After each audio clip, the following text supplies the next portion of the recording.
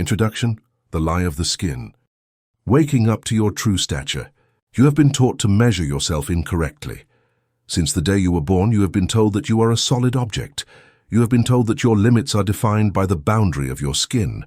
You have been convinced that you end where your fingers touch the air, and that everything beyond that frontier, the empty space between you and the wall, between you and the other person, is nothing. You have lived your life under the premise of separation. You look in the mirror and see an isolated biological entity, a container of flesh and bone that must struggle to push its way through a dense and hostile physical world. You have been taught to protect your body. You dress warmly when it's cold, put on cream when it's sunny, vaccinate against viruses, but no one, absolutely no one, taught you to protect your space. And that is why you are tired. That is why sometimes you walk into a room and feel a punch in your stomach without anyone having touched you. That is why you repeatedly attract situations you do not desire, even though your logical mind screams that it wants something else. Welcome to Anatomy of the Invisible. What you are about to hear is not a poetic metaphor. We are not going to talk about auras in the folkloric or superstitious sense. We are going to talk about biophysics. We are going to talk about electromagnetism.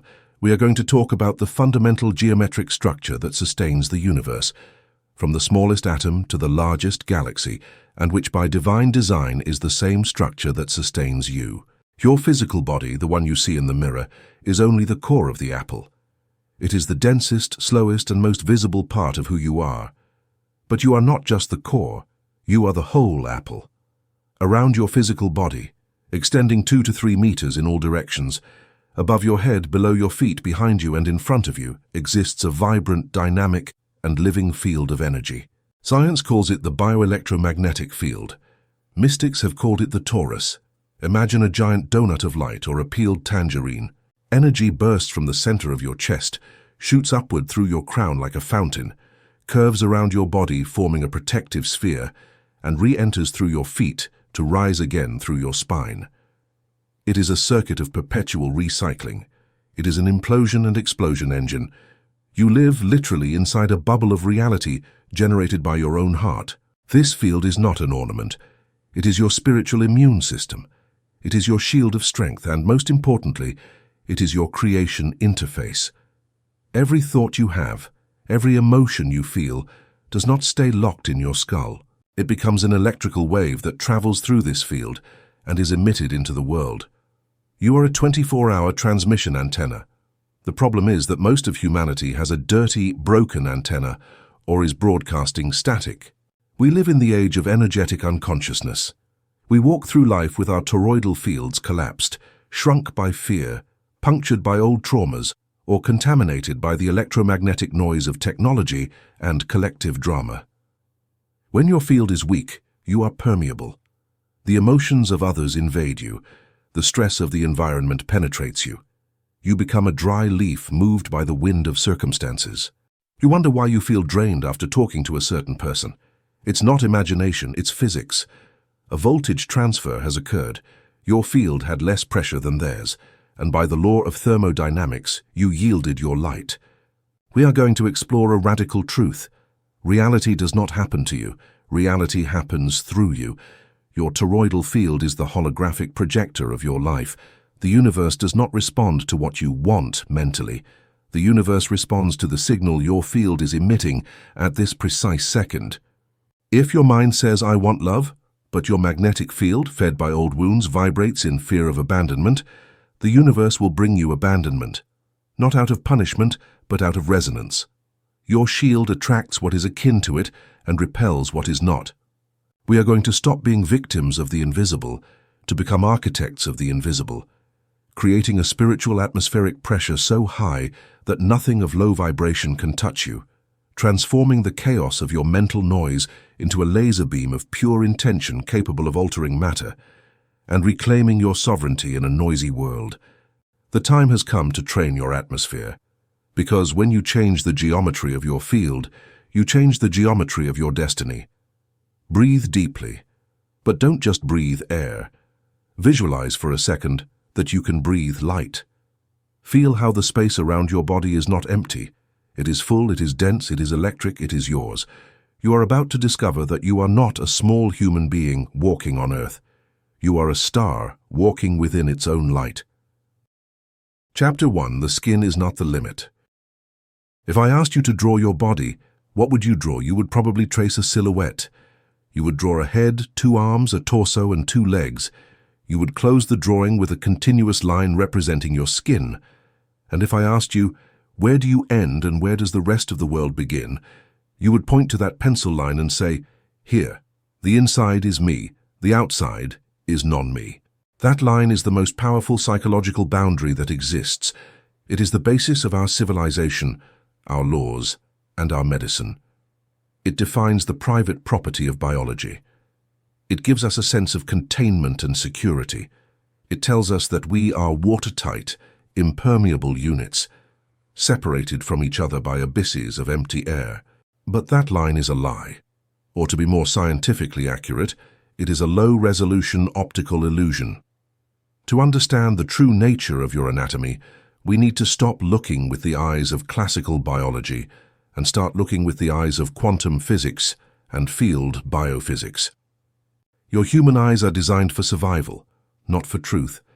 They are calibrated to see the visible light spectrum, which is a ridiculously narrow band of reality, less than 1% of the electromagnetic spectrum.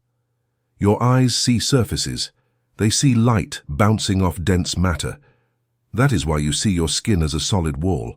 But if you could adjust your vision, if you could see like an MRI scanner or a squid magnetometer, superconducting quantum interference device, the image of yourself would change radically. The solid line of the skin would dissolve. You would see that your atoms are not still, they are vibrating. You would see that around your physical body there is a luminous mist, a pulsing energy field that does not stop at the dermis, but extends outward, passing through your clothes, passing through the chair you are sitting on, and even passing through walls if your vitality is high enough. This is your atmospheric body, and the first lesson of the anatomy of the invisible is this. You are not inside your body. Your physical body is inside you. Let's break this down because it overturns everything you thought you knew about your place in space.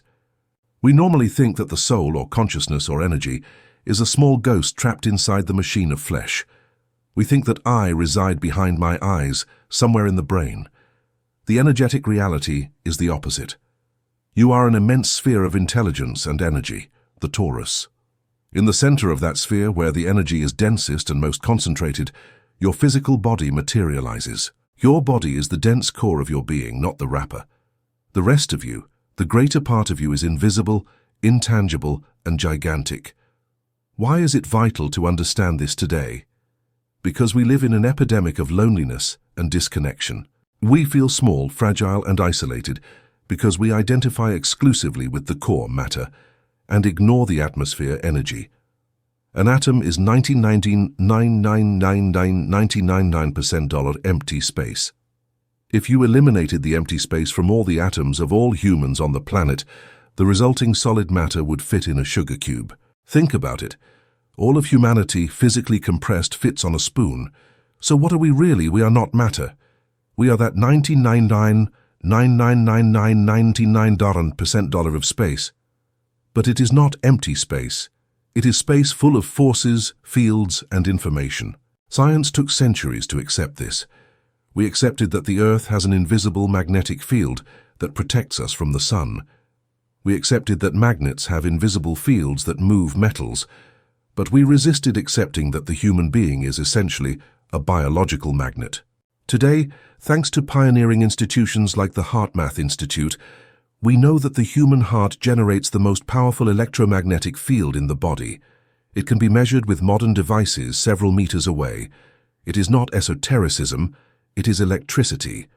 Every beat of your heart sends a shockwave, not only through your arteries, blood pressure, but through the space around your body, electromagnetic pressure. You are broadcasting. You are occupying space. Much more space than your rental contract or your bus seat admits. Here we introduce the concept of energetic proprioception. Physical proprioception is the ability to know where your hand is, even with your eyes closed. You know it is your hand. You feel it. Energetic proprioception is the ability to feel where your subtle limits end. Have you ever been in a line waiting, and someone has approached you from behind without touching you, but you felt invaded? You turned around annoyed or took a step forward. The person did not touch your skin. They touched your atmosphere. They entered your field. Your nervous system detected an intrusion into your space long before there was physical contact.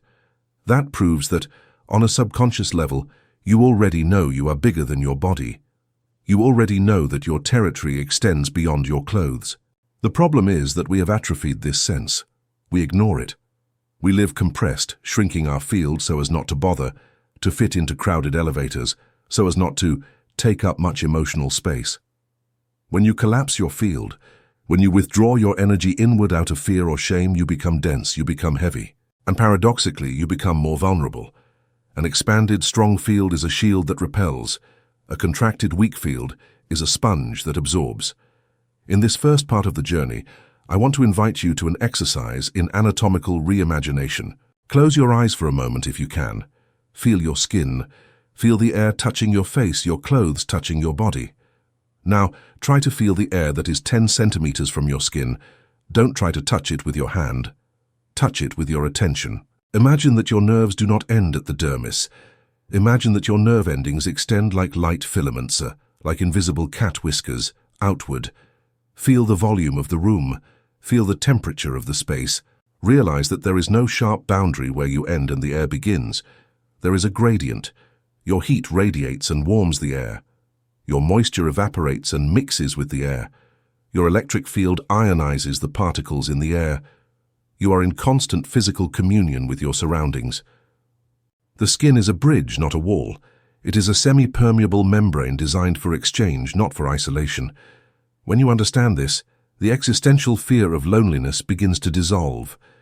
You cannot be alone because you are structurally intertwined with the soup of energy in which you swim. But this atmospheric body is not static. It is not a rigid soap bubble. It is dynamic. It changes shape, color, and texture with every thought. If you have an angry thought, your field bristles. It becomes sharp, red, hot. People around you will notice, even if you smile falsely. They will move away from you without knowing why. Bad vibe, they will say. If you have a thought of devotion or gratitude, your field softens, expands, becomes harmonious and welcoming. People will want to be near you. Animals will approach. Children will look at you. Has light, they will say. It's not magic.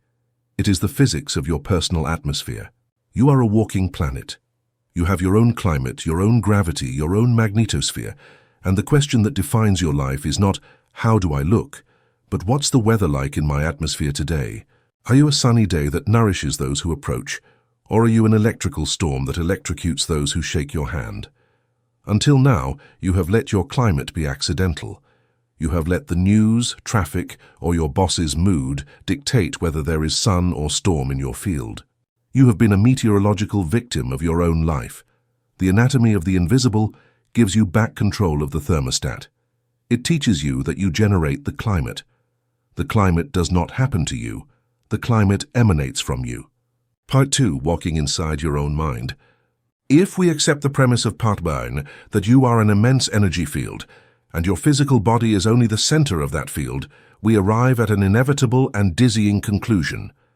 Everything you experience first inside your own field. Imagine you are a diver on the ocean floor. You are wearing an ancient diving suit, one with a large brass helmet and a thick, air-inflated suit. To touch a fish or a rock, you first have to get close. But before your glove touches the rock, the air in your suit, your atmosphere, is already occupying that space. You walk encapsulated in your own substance. Wherever you go, you carry your atmosphere with you. You never leave home. Your energetic home travels attached to you. This has a profound implication. You walk literally inside your own mind. Your toroidal field is full of information. It is full of your beliefs, your past traumas, your future expectations, and your present emotional state. All of that is floating around you like a data cloud. When you meet another person or a situation, you do not see it as it truly is. You see it through the distortion of your own field. The light of reality has to pass through your atmosphere before reaching your eyes. If your atmosphere is contaminated with fear, grey fog, you will see threat where there is only neutrality. If your atmosphere is clean and crystalline, light, you will see beauty where others see chaos. This explains why two people can be at the same party and experience two opposite realities. One person, with a vibrant and open field, perceives the party as cheerful, full of opportunities and kind people. The other person, with a collapsed and defensive field, perceives the same party as noisy, hostile, and full of superficial people. They are not at different parties. They are in different atmospheres. Each one is living within the bubble of reality they project. Here is where the concept of the reality shield makes sense. Your torus is not just a defensive shield, so bad things don't get in. It is a reality filter. It is the lens through which the universe presents itself to you, and like any lens, it can be clean or dirty. It can be focused or out of focus. Most of us walk around with our field full of space junk, remnants of yesterday's arguments, inherited fears from mum, guilt over something we did in 2010, worry about the economy. All that information is not just in your head, in the brain. It is encoded in the standing waves of your bioplasmic field around your body. So it's like wearing a dirty, heavy coat that you never take off. That coat distorts everything that reaches you. And the worst part, that coat emits a smell, a vibrational smell. The universe is a response mechanism. It responds to your signal. If your field emits the signal of victimhood, a low, slow, sticky frequency, the universe, which is neutral and obedient, will send you situations that confirm you are a victim. It will send you the tyrannical boss. It will send you the unfair bill. It will send you the traffic jam. Not because the universe hates you, but because your field acted as an antenna tuned to the FM drama station, and the radio, life, simply played the music you tuned into. Understanding that you are an atmospheric body gives you the ultimate power, vibrational responsibility. You can no longer blame the mirror for your face. You can no longer blame luck for what comes into your life. What comes into your life has had to cross your atmosphere. It has had to be magnetically compatible with the frequency you are holding. Do you want to change your reality?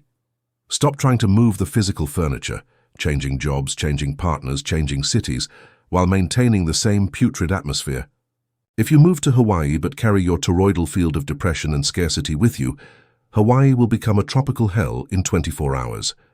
Because you are there. And you are the projector. The work of the alchemist of the invisible is field hygiene. It is learning to clean your personal atmosphere every morning, just like you brush your teeth. It is learning to inflate the torus with conscious breathing when you feel it shrinking from stress.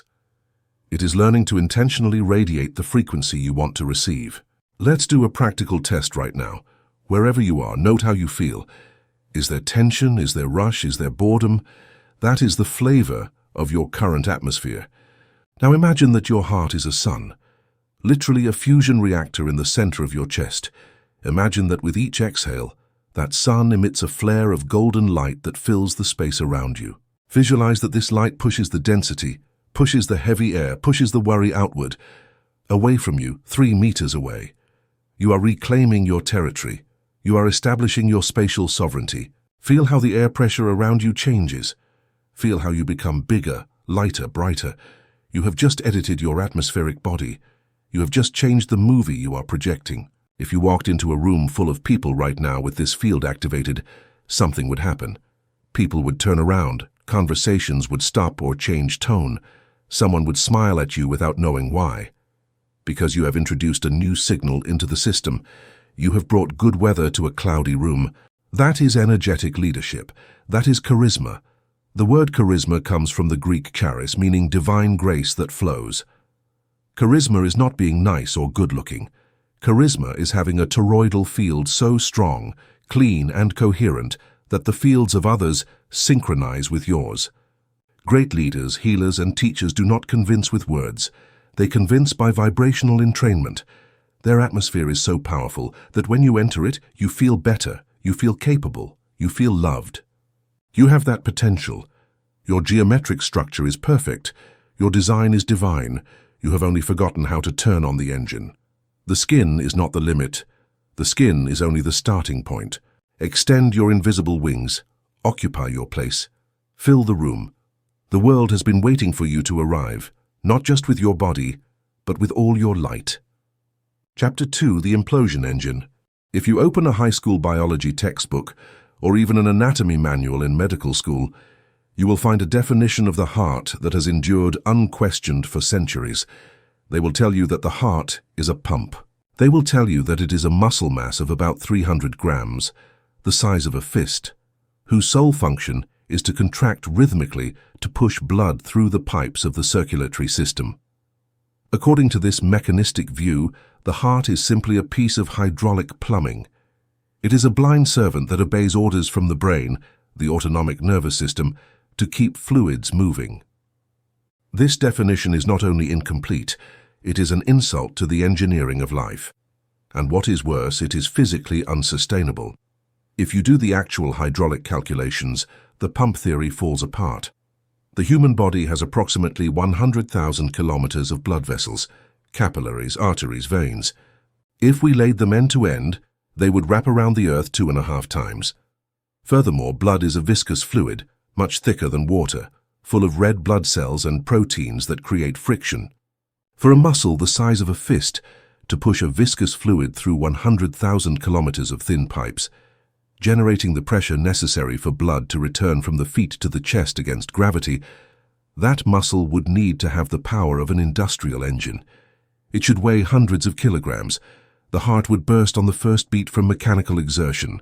So if the heart is not a pushing pump, what is it? The heart is a vortex of implosion and electromagnetic propulsion. Blood does not move only by mechanical pushing. It moves by its own biological inertia and by electrical charges. And the heart acts as a dynamo that re-energizes the fluid, gives it a spiral turn, vorticity, and launches it back into the system with a renewed electromagnetic charge. But its hydraulic function is secondary. Its primary function, the one that interests us in this book, is its function as a field generator. This is where the science of the HeartMath Institute comes in. Over the last 3 decades, these researchers have revolutionized our understanding of the human body. They have discovered that the heart has its own complex nervous system. They call it the little brain of the heart. It has neurons, approximately 40,000 sensory neurons. It has memory, and it produces neurotransmitters like oxytocin. The heart thinks, the heart remembers, and the heart makes decisions independently of the cranial brain. But the most shocking piece of data, the one that changes the rules of the game for your reality, is this. The heart is the most powerful electrical generator in the human body.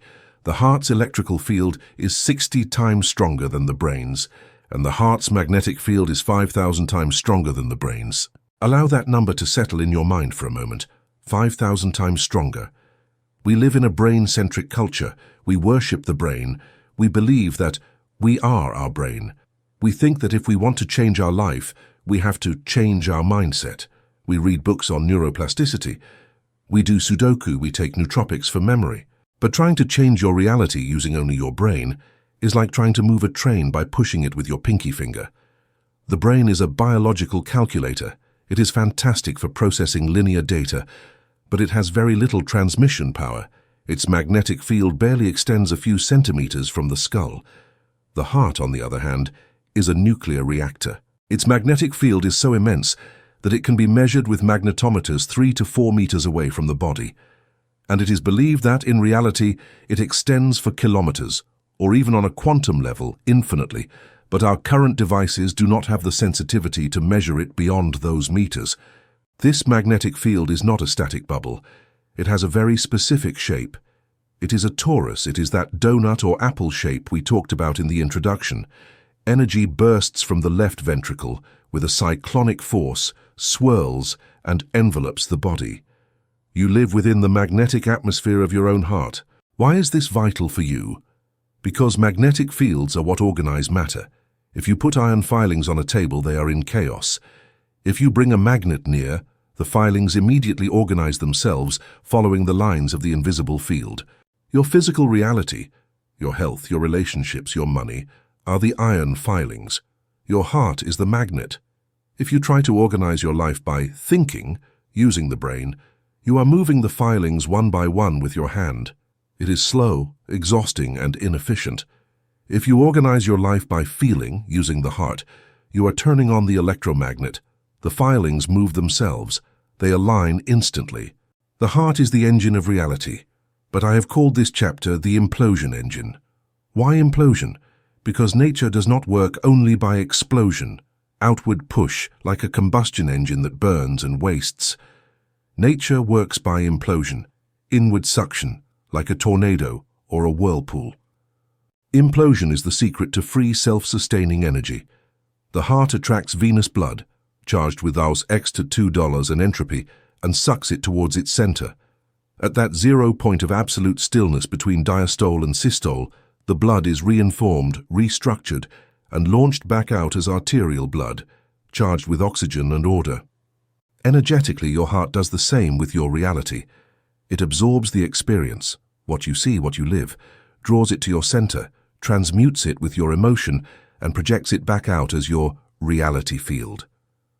You are a central sun. The sun of our solar system is not a randomly burning ball of fire. It is an electromagnetic torus that holds the planets in their orbits. You are the sun of your own personal solar system. Your friends, your job, your house, your problems are planets orbiting around your magnetic gravity. If your sun is weak or chaotic, the planets collide, fly out of orbit, or freeze. If your sun is strong and radiant, the entire system enters into musical harmony. The question that defines your existence is not, what do you think? The question is, what is the voltage of your sun today? The voltage of love and the physics of emotion. Let's enter the emotion laboratory. For a long time, science treated emotions as poetry. They were something subjective, vague, that happened in the realm of psychology, but had no physical weight. The anatomy of the torus proves otherwise. Emotion is energy in motion, emotion, and that energy has measurable physical properties, amplitude, frequency, and voltage. The field of your heart is a carrier wave. It is like a radio station's signal. Emotion is the music that travels on that wave. When you feel an emotion, you are modulating the frequency of the magnetic field around you. You are changing the information that your torus transmits to the world. The HeartMath Institute has mapped how different emotions look on a heart rate variability (HRV) monitor. What they found is the scientific basis of spirituality. 1. The voltage of fear in coherence. When you feel fear, anxiety, frustration, or anger, your heart's rhythm becomes chaotic. If you look at the graph, it looks like a jagged scribble, irregular peaks and valleys, like an earthquake. This is called physiological incoherence. Energetically, your torus is distorted. The magnetic flux lines become irregular. The field contracts. Imagine your protective shield filling with static and holes. But the most important thing is what this does to your power of creation. Fear is a signal of destructive interference. Remember, wave physics. If two waves clash out of phase, they cancel each other out. When you live in fear or stress, you are emitting a noise signal. You are blocking the flow. You are preventing the universe from bringing you solutions. You are literally repelling synchronicity. A fear-based field is a survival field. It says, I am alone. I am in danger. I have to fight. And the universe, obediently, sends you more fights. 2. The voltage of love, coherence. Now observe what happens when you feel appreciation, gratitude, compassion, or unconditional love. Your heart's rhythm changes instantly. It becomes a perfect sine wave, smooth, round, rhythmic, predictable. This is called heart coherence. It is the state of maximum biological performance, but energetically it is much more. It is a state of superconductivity. When you are in coherence, love, your torus expands. It becomes gigantic. Its geometric structure becomes perfect, crystalline. Love is not liking someone. Love in physics is the frequency of union. It is the frequency that allows information to flow without resistance. A love-based field is a high-voltage, low-resistance field. It means your intentions travel further and faster. It means your magnet is more powerful. Here is where the concept of the heart as reality engine comes in. Many people try to use the law of attraction using the mind. They sit on the sofa and visualize, "I want a new car, I want a new car." They repeat affirmations, but they feel nothing. Or worse, deep down they feel the anxiety of not having the car. Result, nothing. Zero. Why? Because the brain has a ridiculously weak magnetic field. The brain is electrical, not magnetic. The brain can think the image, but it does not have the magnetic force to attract it. To collapse a quantum probability wave into a real event, you need two things: the electrical intention, the thought, the image function of the brain; the magnetic charge, the emotion, the fuel function of the heart. The heart is the engine that gives life to thought. A visualization without emotion is like a car without gas. It's a beautiful chassis, but it won't go anywhere. You need to turn on the implosion engine. You need to feel the gratitude of the fulfilled desire before it happens. When you feel gratitude, your heart generates that massive, coherent toroidal field. That field grabs the image your brain has created and transmits it to the quantum field with a power 5,000 times the normal signal, and the quantum field responds. This leads us to an uncomfortable truth about our society. We have been educated to disconnect from the heart. We have been told that listening to the heart is for the weak, for silly romantics. We have been told to be rational, logical, cold. We have been taught to operate from the brain, the weak generator, and to ignore the heart, the nuclear reactor. We have castrated our own capacity for creation. We have become impotent beings who think a lot and manifest little. Recovering your power means moving down from the head to the chest. It means understanding that your intellectual intelligence is a minor tool compared to your cardiac intelligence. The heart knows things the brain cannot even imagine. The heart is connected, through its toroidal field, with the Earth's field and with the field of other people, non-locality. The heart receives intuitive information before the event occurs. It is proven that the heart reacts to future stimuli a few seconds before the brain registers them. How do you turn on this engine? How do we go from being a mechanical pump to a central sun? The key is breathed attention. Where you put your attention, you put your energy. If your attention is always on your thoughts, worries, plans, memories, your energy is trapped in the skull. Your torus is a head torus, unstable and top-heavy, like a spinning top about to fall over. You have to lower the energy. You have to inhabit your chest. Central sun activation practice. Do this now while listening to me. You don't need to stop what you are doing, just redirect your focus. 1. Focus. Bring your attention to the center of your chest, behind the sternum. 2. Breathing. Imagine you have a nose there. Start breathing through your heart. Feel the air enter and exit directly through your chest. This breaks the brain's stress pattern and centers the energy in the cardiac engine. 3. Evocation. Now evoke a high-voltage emotion.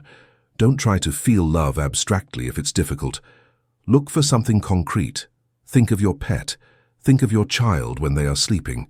Think of a sunset that took your breath away. Or simply feel appreciation for the fact that you are alive and can breathe. 4. Coherence. Feel that warmth, feel that expansion. That warmth in your chest is not imagination. It is blood flowing. It is electromagnetism increasing. You have just turned on the reactor. You have just changed the geometry of your field from chaotic to coherent. In this precise instant, your atmosphere has changed. You are more magnetic. You are more immune. You are more real. The heart is not a pump. The heart is the throne of your sovereignty. It is the place where the invisible, your spirit, anchors into the visible, your body. It is the 0 point where the torus implodes and explodes, recycling your reality moment by moment. If you live from the head, you live in effort. You push life. If you live from the heart, you live in flow. Life is attracted to you. From today, stop trying to solve your problems by thinking harder. Start feeling stronger. Increase the voltage of your love. Increase the coherence of your signal. Clear the static of your fear. And observe how the planets of your life, money, health, love, begin to align themselves, obeying the irresistible gravity of your new central sun. Chapter 3. Sacred Geometry of Flow. If I asked you to draw the universe, what shape would you give it? Perhaps you would draw an infinite sphere full of bright points, or maybe a galactic spiral, or perhaps, if you are more abstract, you would draw a timeline going from the Big Bang to infinity. But if you ask the universe what shape it has, or if you asked an atom or an apple or a hurricane or the Earth's magnetic field, they would all answer with the same drawing. They would draw you a donut. Or, to be more technical and elegant, they would draw you a torus. The torus is the only geometric shape in existence that is capable of sustaining itself perpetually. It is the shape that energy adopts when it organizes itself to be stable, autonomous, and alive. It is not a shape invented by man. It is the fundamental pattern of creation. It is the architectural signature of the source. Look around you in nature, cut an orange in half. You will see a central axis and segments that radiate outward, curving to form a sphere flattened at the poles. It is a torus. Look at a tree. Sap rises through the trunk, the central axis, expands toward the branches, energetically descends to the ground and is reabsorbed by the roots to rise again. The energetic field of the tree is a torus. Look at a tornado. It has a central eye of absolute calm and an outer vortex of violence and movement. It is a torus. Look at a galaxy. It has a supermassive black hole in the center and spiral arms revolving around it. It is a torus on a cosmic scale. And now, look at yourself. You are not an exception to this universal rule. Your design is not arbitrary. Your subtle anatomy is an exact replica of the anatomy of a galaxy and an atom. You are a living torus. To truly understand what you are and how you function, we need to dissect this sacred geometry. Forget the image of the human body with arms and legs for a moment. Imagine yourself as pure flowing energy. The basic structure is this. You have a central axis, a tube of light that runs vertically through your body, from the perineum, base of the spine, to the crown, top of the head. In yogic traditions, this is called the Sushumna channel, or the pranic tube. In physics, it is the axis of rotation of the vortex. Energy ascends through this tube with tremendous force. Upon reaching the crown, it explodes outward like a fountain of water, gently curving around your body, creating a sphere, or rather an apple shape, that envelops you. This energy descends along the outer edges of your aura until it reaches below your feet. There, it curves inward and re-enters through the base of your spine, sucked upward again. It is a continuous cycle of implosion in the center and explosion in the periphery. It is a perfect recycling system.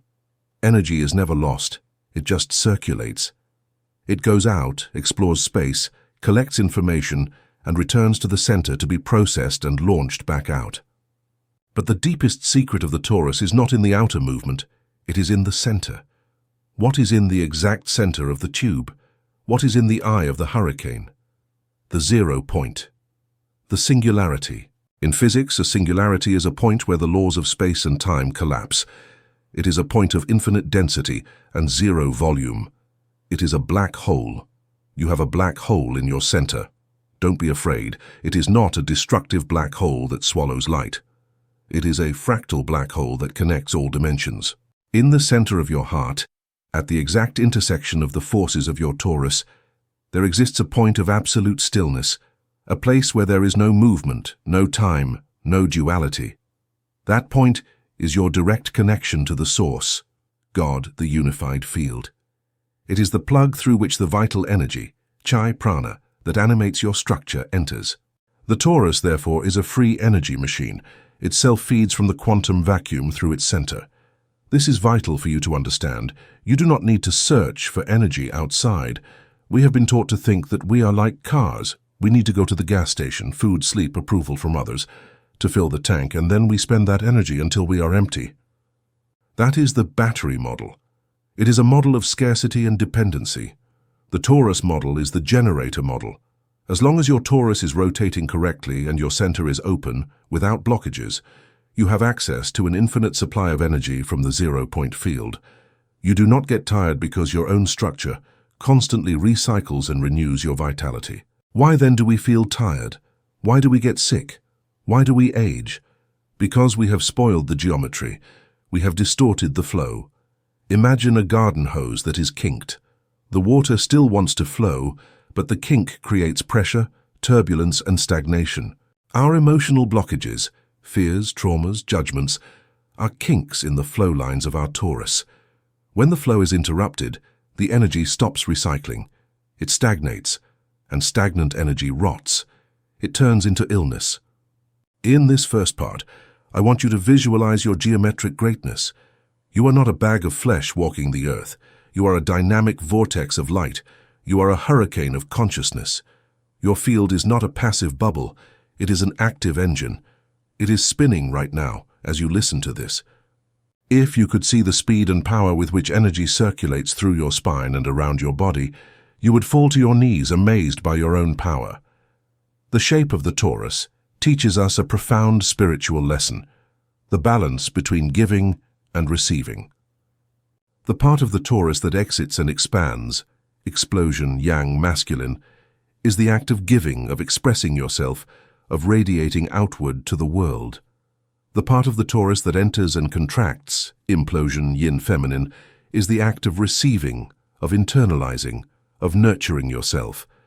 For the torus to remain stable, the outflow must equal the inflow. If you only give, you worry about everyone, you work non-stop, and do not receive, you don't take care of yourself, you don't accept help. Your torus deforms. It becomes thin, fragile, it collapses on itself. If you only receive, you are selfish, you demand attention, you vampirize energy, and do not give, your torus becomes congested. It becomes dense, heavy, intoxicated. Perfect health is perfect geometry. It is the flow without friction between your interior and your exterior. It is allowing life to pass through you without clinging to it, without holding on to it, and without rejecting it, without blocking it. Being a clean channel is not a religious metaphor. It is a technical description of an optimized torus. It means your central axis is clear, allowing the maximum amount of voltage to circulate without burning out the wires. You are the geometry of God in action. Every time you breathe, you are imitating the movement of the universe, expansion and contraction. In the next part, we are going to see how to drive this vehicle, because having a spiritual Ferrari parked in the garage is useless if you don't know how to start the engine and, above all, how to keep it from stalling. Eternal recycling and the danger of stagnation. If the first part was about the static structure, the map, this second part is about fluid dynamics, the navigation. We are going to talk about spiritual hydraulics. We have established that your energy must flow in a continuous toroidal pattern, ascending through the center, exiting through the crown, descending through the aura, and entering through the feet. This movement is not random. It has a critical function, self-washing and self-updating. Imagine that your toroidal field is a 360-degree movie screen surrounding you. Your reality is projected onto that screen. The flow of energy is the mechanism that refreshes the screen. Every time the energy passes through your center, your heart 0 point, it is reinformed. It is updated with your feelings and thoughts of the now. Then, that energy goes out and creates your momentary reality. Then, it re-enters, bringing with it the experience of what was lived, the feedback, passes through the center, is cleansed, recharges, and goes out again. This cycle occurs millions of times per second on a quantum level. It means you are recreating your body and your life millions of times per second. You are never the same person 2 moments in a row. You are a river, not a statue. The only reason your problem seems to persist, or your back pain is chronic, is because you are recharging the same old information into the cycle over and over again. You are trapped in a feedback loop. Your energy enters, passes through the center, and you, from your unconscious, re-imprint the label. I am a victim. I hurt. The energy goes out, manifests pain, re-enters, and you confirm, see, it still hurts, and you re-imprint the label. The torus is working perfectly. It is recycling your reality. The problem is that it is recycling garbage because you have not changed the program in the center. But let's talk about the biggest enemy of the torus, stagnation. In traditional Chinese medicine, it is said, where there is flow, there is health. Where there is stagnation, there is pain. Butongze Tong. The universe abhors static energy. Stagnant water rots, stagnant blood clots. Stagnant energy turns into miasms, cysts, and tumors. Illness is, literally, energy that stopped spinning.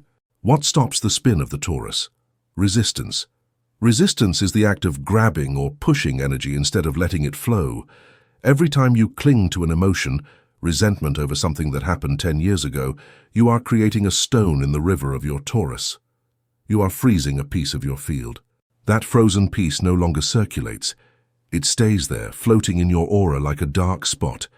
Since it does not pass through the center, the 0 point, it is not cleansed. It is not updated. It becomes toxic. Over time, that energetic blockage in your subtle field begins to precipitate into matter. It densifies, and one day the doctor tells you that you have a stone, or a chronic contracture, or an ulcer. To heal, you don't need to add health. You need to restore the flow. You need to dissolve the energetic clots so that the torus returns to spinning at its optimal speed. When the torus spins fast, high frequency, the centrifugal force naturally expels toxins and low vibrations. A high-speed torus is self-cleaning. Negativity does not stick to it because it slips over the dynamic surface. A slow, stuck torus is sticky. It catches all the astral dust, all the extraneous emotions, all the viruses. How do we restore the spin? The most powerful, direct, and mechanical tool for moving your torus is breath, but not just any breath, conscious, geometric breath. The breath is the piston that moves the engine, the physical air moves the lungs, but the prana, the subtle energy traveling in the air, moves the torus. We are going to learn the technique of conscious toroidal breathing. It is a tool you should use every morning to start the engine, and every time you feel blocked, tired, or attacked. The activation protocol. 1. Posture and axis. Sit with a straight back or stand. This is crucial because your spine is the central axis of the torus. Imagine a thread pulling your crown to the sky, aligning your vertebrae like an antenna. 2. Tube visualization. Visualize a crystal light tube, about 5 to 10 centimeters in diameter, running through the center of your body. It starts well below your feet, at the center of the earth, and rises well above your head, towards the central sun. You are threaded onto this tube like a bead on a necklace. 3. Ascending inhalation, suction. Inhale deeply through your nose. As you do, visualize that you are sucking energy from the earth through the soles of your feet. Feel that energy, red, nourishing, dense, rising up your legs, entering the central tube at the base of your spine, and ascending to your heart. At the same time, visualize sucking energy from heaven, white electric crystalline through your crown, bringing it down to your heart. Heaven and earth meet in your chest. 4. Retention, alchemy at the 0 point. Hold your breath for a moment in your heart. Feel those two energies mixing. Feel the pressure. You are charging the reactor. Your heart lights up like a golden sun. 5. Expansive exhalation, the spin. Exhale strongly through your mouth, or gently through your nose as you prefer. As you exhale, visualize that ball of light in your heart exploding. The energy shoots upward through your crown, like a fountain, and downward through your perineum. Visualize how those jets of light curve outside your body, enveloping you in a golden sphere of light, and re-enter on the opposite side, the feet and the head, to close the circuit. Feel that you are inside a giant spinning donut of light. 6. The continuous loop. Repeat this. Inhale, suck into the center. Exhale, expand to the periphery. With each breath, try to make the torus bigger. First, a meter from you, then filling the room, then encompassing your house, and try to make it spin faster. Feel the electric hum on your skin. If you do this for 5 minutes, you will change your biophysical state completely. You will oxygenate your blood, yes, but more importantly, you will unblock subtle blockages.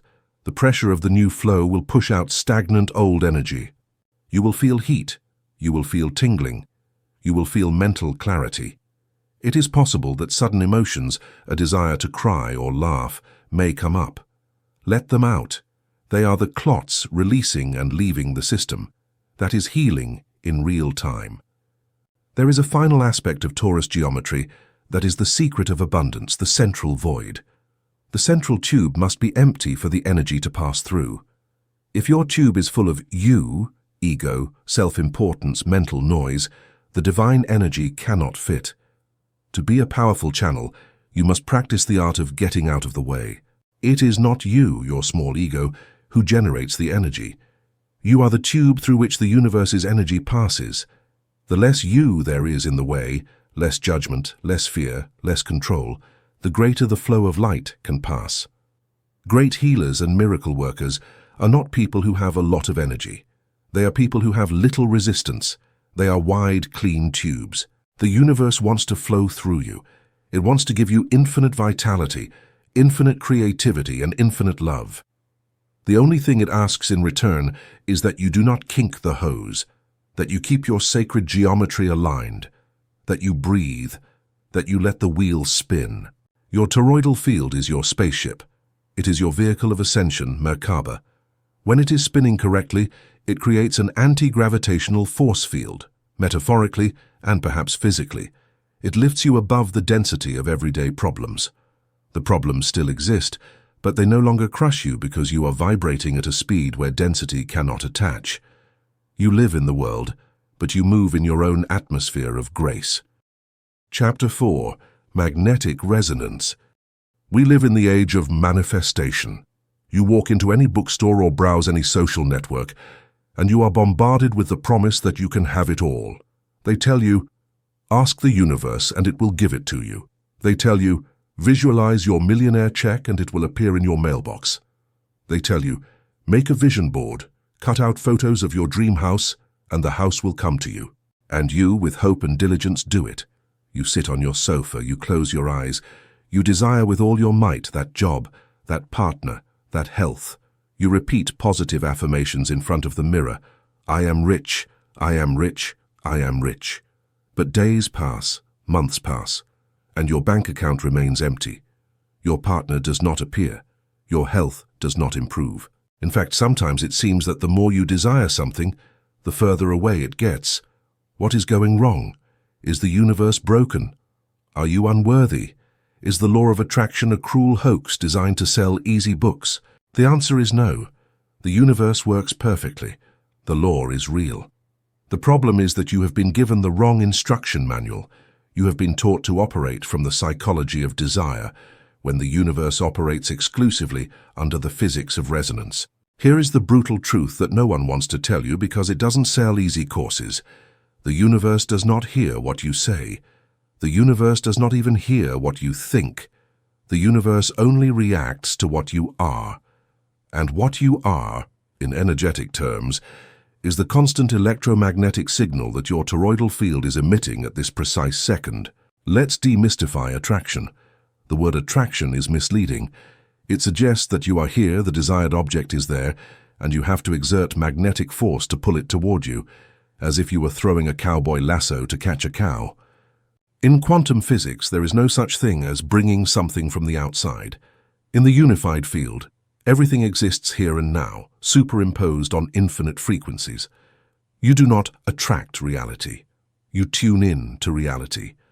Imagine you are an old radio, one of those with a turning knob to search for stations. Classical music abundance is playing right now on frequency 98.5 FM. Heavy metal, stress and chaos, is playing right now on frequency 101.3 FM. Both realities exist simultaneously in the room where you are. The radio waves of both are crossing your body right now. But if your radio, your toroidal field, is tuned to 101.3 FM, you're only going to hear heavy metal. You can shout at the radio, I want classical music. Please, universe, give me classical music. You can glue photos of violins onto the radio. You can cry. But as long as your inner dial remains mechanically anchored to 101.3, you will continue to hear screams and distorted guitars. The universe is not punishing you. The universe is simply faithful to your dial. The key concept of this chapter is the tuning fork. A tuning fork is a U-shaped piece of metal designed to vibrate at an exact tone, say the note A, $440 Hertz. If you have two tuning forks tuned to A in a room, and you strike one of them so it sounds, what happens to the second one? The second tuning fork starts vibrating on its own, without anyone touching it. This is called sympathetic resonance. The sound wave travels through the air, hits the second tuning fork, and because it has the same internal geometric structure, it accepts the vibration and begins to sing.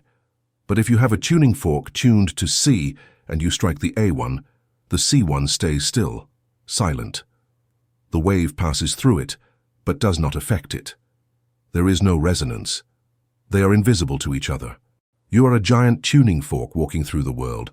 Your toroidal field, with its geometric structure and its dominant frequency, determined by your habitual emotional state, is constantly emitting a note.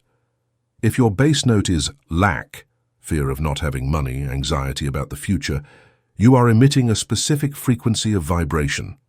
That wave leaves you, travels through the quantum field, and seeks other tuning forks that are tuned to the same note.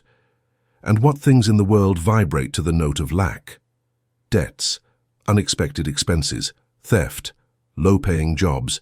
Those events are lack tuning forks. When your wave touches them, they activate, they start vibrating, they appear in your life, they materialize, you have resonated with them. And here comes the tragic paradox of wanting. To want is to declare that you do not have. The word I want vibrates at the frequency of absence.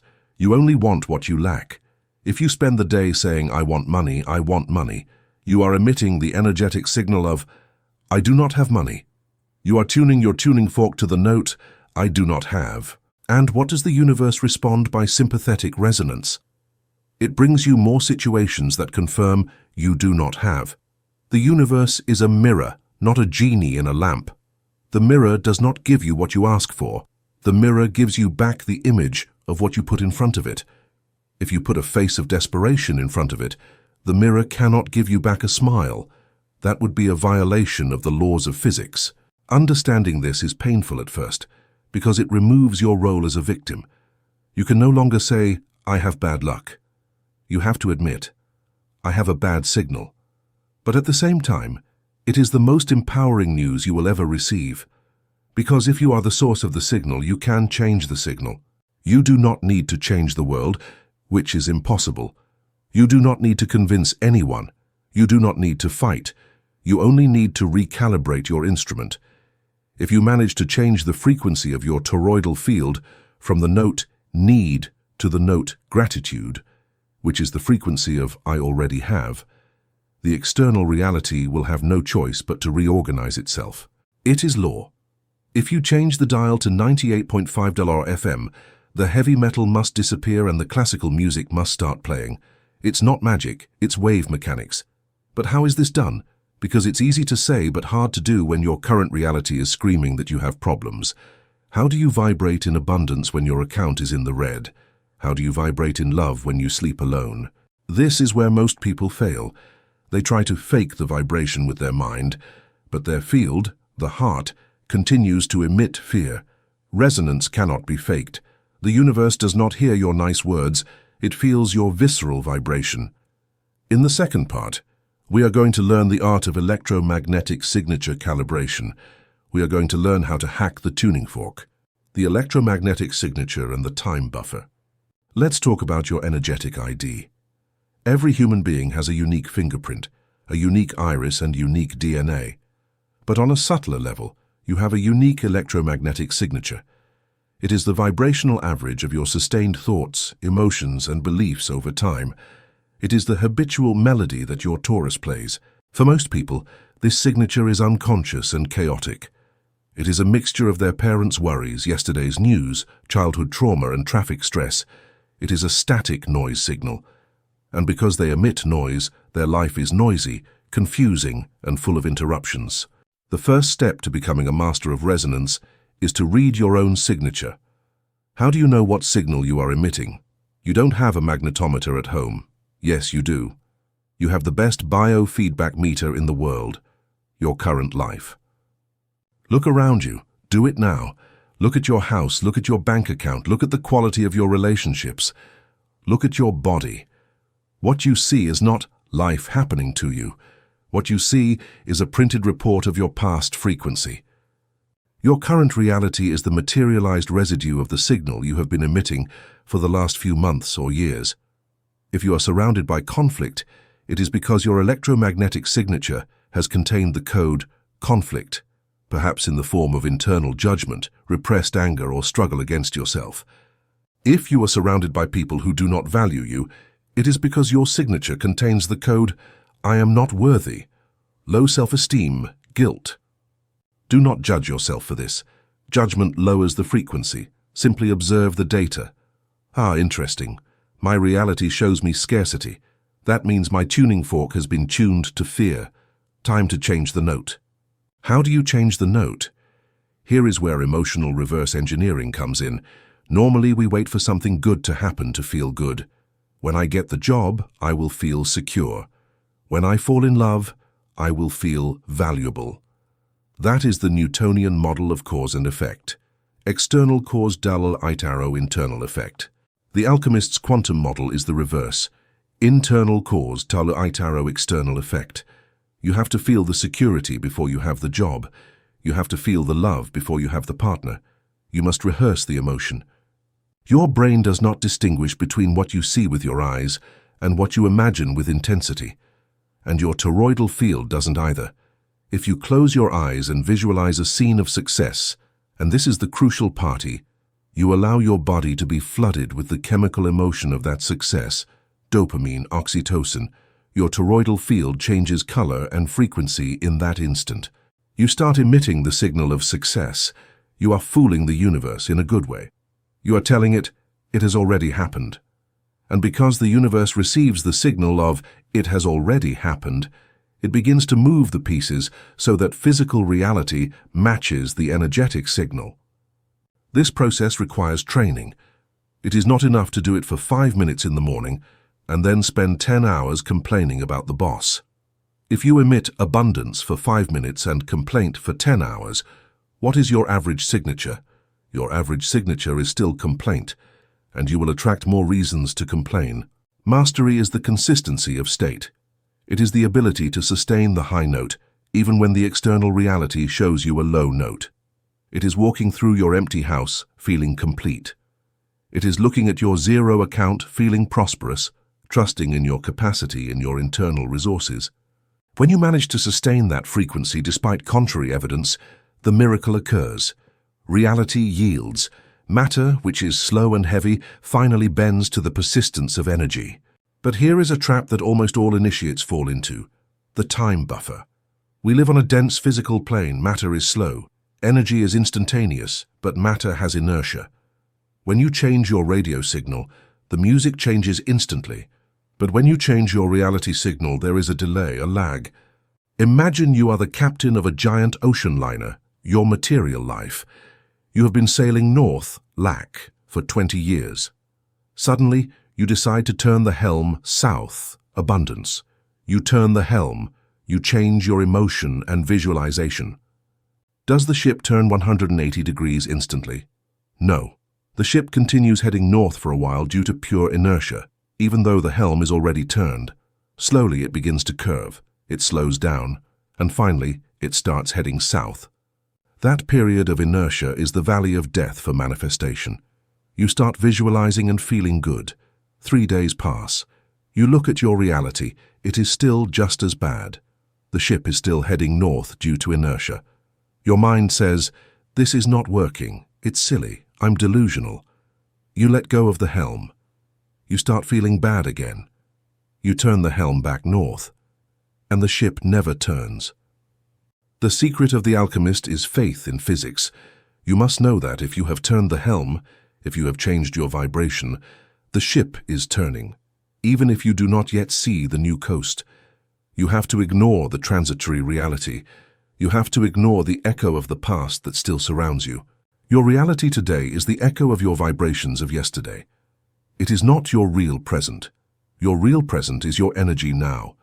If you keep the helm steady, if you sustain the frequency of gratitude and certainty long enough, overcoming the time buffer, the ship will finish turning. And suddenly one day everything changes. Synchronicities appear. The call comes, you meet the person. The tuning fork of the world begins to resonate with your new note. The Daily Calibration Protocol. I propose an exercise for you to do every morning, before looking at your phone, before contaminating your field with the world. 1. Signal check. Sit on the bed. Ask yourself, what am I emitting right now? Scan your body. Is there anxiety? Is there rush? If you get up like this, you will tune into a day of chaos. 2. Dial cleaning. Breathe deeply into your heart, as we learned in the previous chapter. Visualize exhaling grey smoke, the old signal. Empty the tube. 3. Frequency selection. Ask yourself, what do I want to attract today? Say you want to attract ease and joy. 4. Frequency embodiment. Don't think it, feel it. Recall a time when everything was easy, or imagine how it would feel if the day were perfect. Physically smile. Force your chemistry to change. Sustain that note for 60 seconds. 5. Fixation. When you feel the internal click, a feeling of lightness or expansion, say, this is my signal, this is who I am today, and get up. Throughout the day, your job is not to do things to get what you want. Your main job is to protect your frequency. If something bothers you, realize that it is lowering your note. Don't fight with the event. Simply recalibrate. Return to the heart. Return to the high note. You are the guardian of your station. If you do this, you will stop chasing butterflies. You will become the garden, and the butterflies will come. Not because you hunted them, but because your frequency is irresistible to them. Abundance is not something you go looking for. It is something you tune into. Health is not something you force. It is a frequency you allow. Love is not something you find. It is what you are when you stop emitting fear. The universe is an infallible response system. It is never wrong. It never gives you what you are not. So the final question of this chapter is, if your life were a song playing on the universe's radio, would you dance to it? If the answer is no, stop blaming the radio.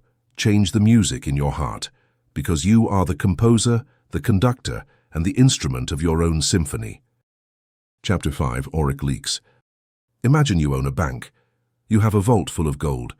Every morning when you wake up, the universe deposits a specific amount of vital currency into your energetic account. Let's call it chai, prana, or simply life voltage. This voltage is the fuel you need for your heart to beat, for your immune system to hunt viruses, for your brain to think clearly, and for your Taurus to spin and manifest your desires. It is your most precious resource. Without it, you are a waiting corpse. Now imagine you leave home in the morning with a full tank. You feel good. But by noon, without having run a marathon or carried stones, you feel exhausted. Your eyelids are heavy. You have a dense brain fog. You feel irritated, sad, or empty. You look at your fuel gauge and it's on reserve. What happened? Where did the gold go? No one stole your physical wallet. No one hit you. But you have been the victim of a much more serious theft. You have suffered an auric hemorrhage. Either you have holes in your structure where your vitality is escaping, or someone has connected a hose to your tank and drained you. In field physics, there is a fundamental law. Energy moves from the point of higher potential to the point of lower potential. It is like water. If you connect a full tank with an empty tank, the water will flow into the void until both are level. You are a high vibration tank, or you try to be. We live in a world that is, in large part, a low vibration tank. Fear, chaos, pain. If your structure is not sealed, if your spaceship hull has cracks, physics will do its job. Your light will leak into the darkness to try to fill the external void. The result for you is energetic devastation. To stop this bleeding, we must first understand what causes the cracks. The main cause is not external, it is internal. It is called trauma. From the perspective of the anatomy of the invisible, a trauma is not just a bad psychological memory. It is a structural lesion in the geometry of your field. Recall that your Taurus is a dynamic flow. Energy must circulate. When you experience a traumatic event, abuse, an accident, a sudden loss, a moment of acute terror, your energetic system suffers a short circuit. The intensity of the emotion is so high that your wires cannot process it. The fuse system blows to protect you. In that moment, a part of your energy freezes. Literally, it stops. Imagine a river flowing fast. Suddenly, a giant rock falls in the middle. The water has to deviate, creating turbulence, whirlpools. Trauma is that rock. It is a frozen time capsule in your aura. That part of you got stuck in the past, at the moment of impact. And around that rock, the fabric of your toroidal field tears. A fissure is created, a discontinuity in the screen of light. Shamans call this soul loss. They say that during trauma, a fragment of the soul escapes because it cannot bear the pain. Biophysics explains it differently, but the result is the same. A black hole is created in your field. A black hole is a place of infinite density that absorbs light but does not reflect it. That unresolved trauma in your field is eating your daily energy. It requires an immense amount of voltage to keep that memory repressed, to keep that emotion encapsulated so you don't feel it. You are spending $60% of your daily battery just maintaining the containment walls around your old wounds. That's why you are tired. It's not because of work. It's because of the maintenance of your pain. You have internal leaks. Your torus is full of bullet holes from ancient battles. And as long as those holes exist, it doesn't matter how much you meditate or how much you eat healthy. It's like trying to fill a bucket with a broken bottom. It never fills up. Auric leakage has very clear symptoms. Chronic fatigue, you wake up tired. Hypersensitivity. Noises bother you, lights hurt you, crowds overwhelm you. Since your shield is broken, you have no filter. The world enters you without skin. Coldness in extremities. Energy retreats from the periphery to try to sustain the core. Obsessive thoughts. Energy spins in a loop around the black hole, the trauma, unable to move forward. But the most dangerous consequence of having leaks is not just that you lose energy. It is that through those holes, things can enter. An integral field is impenetrable. A broken field is an open door. And this is where we enter the most controversial and real dynamic of subtle energy, energetic vampirism. We are not talking about movie monsters. We are talking about normal people, perhaps people you love, people who, due to their own traumas and black holes, have lost their connection to the source. Since they cannot generate their own energy, their torus is collapsed, they need to take it from outside to survive. And if you have a crack, you are their food. Unconscious predators and the hook dynamic. Let's be clear about energetic vampires. The word sounds harsh, almost evil. But in 99% of cases, vampirism is not an act of conscious malice. It is an act of biological desperation. It is a parasitic survival mechanism. We all know someone like this. You walk into a room where that person is, and instantly your stomach clenches. You start talking to them, and after 5 minutes, you feel your shoulders getting heavy. Your head starts to ache. You feel yourself shrinking. And when you leave, you need to take a 3-hour nap, and that person leaves radiant, happy, and full of energy. A transfusion has occurred. How does this happen technically? How does energy jump from one body to another? Through etheric cords and wound resonance. When you interact with someone, your toroidal fields touch and mix. If both of you are sovereign and connected to your own center, source, the interaction is a nourishing exchange. It is a dance of two suns illuminating each other. But if one of the two is disconnected from their source, their central tube is blocked by fear, hatred, or victimhood, that person is in deficit. They are a hungry void. When approaching you, their field scans yours looking for an entry. And what is the entry? Your own wound. The vampire cannot hook onto your light. Light is slippery. The vampire hooks onto your shadow. They hook onto your guilt. They hook onto your need to please. They hook onto your fear of conflict.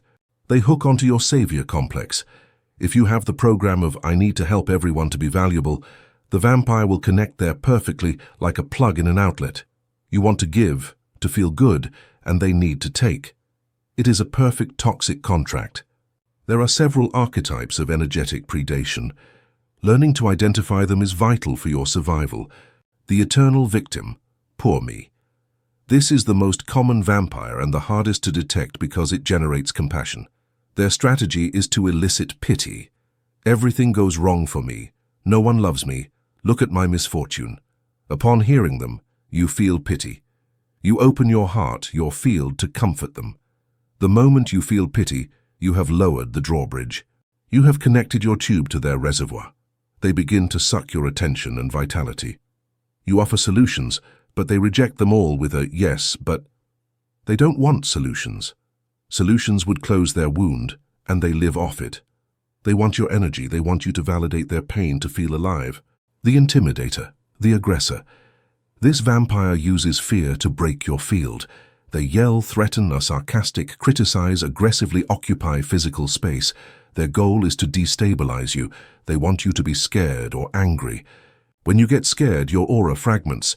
When you get angry, you explode energy outward. In both cases, you are vomiting your vitality towards them. They absorb that emotional reaction.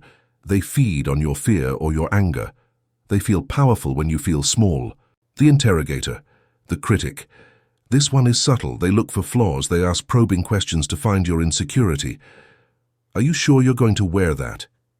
Do you really think you're capable of that job? They look for the crack in your self-esteem. The moment you doubt yourself, your field weakens, and they enter through that doubt to steal your confidence. The distant one, the mysterious. This vampire withdraws. They play hard to get. They force you to chase them energetically. You spend immense energy trying to understand them, trying to please them, trying to decipher their silence.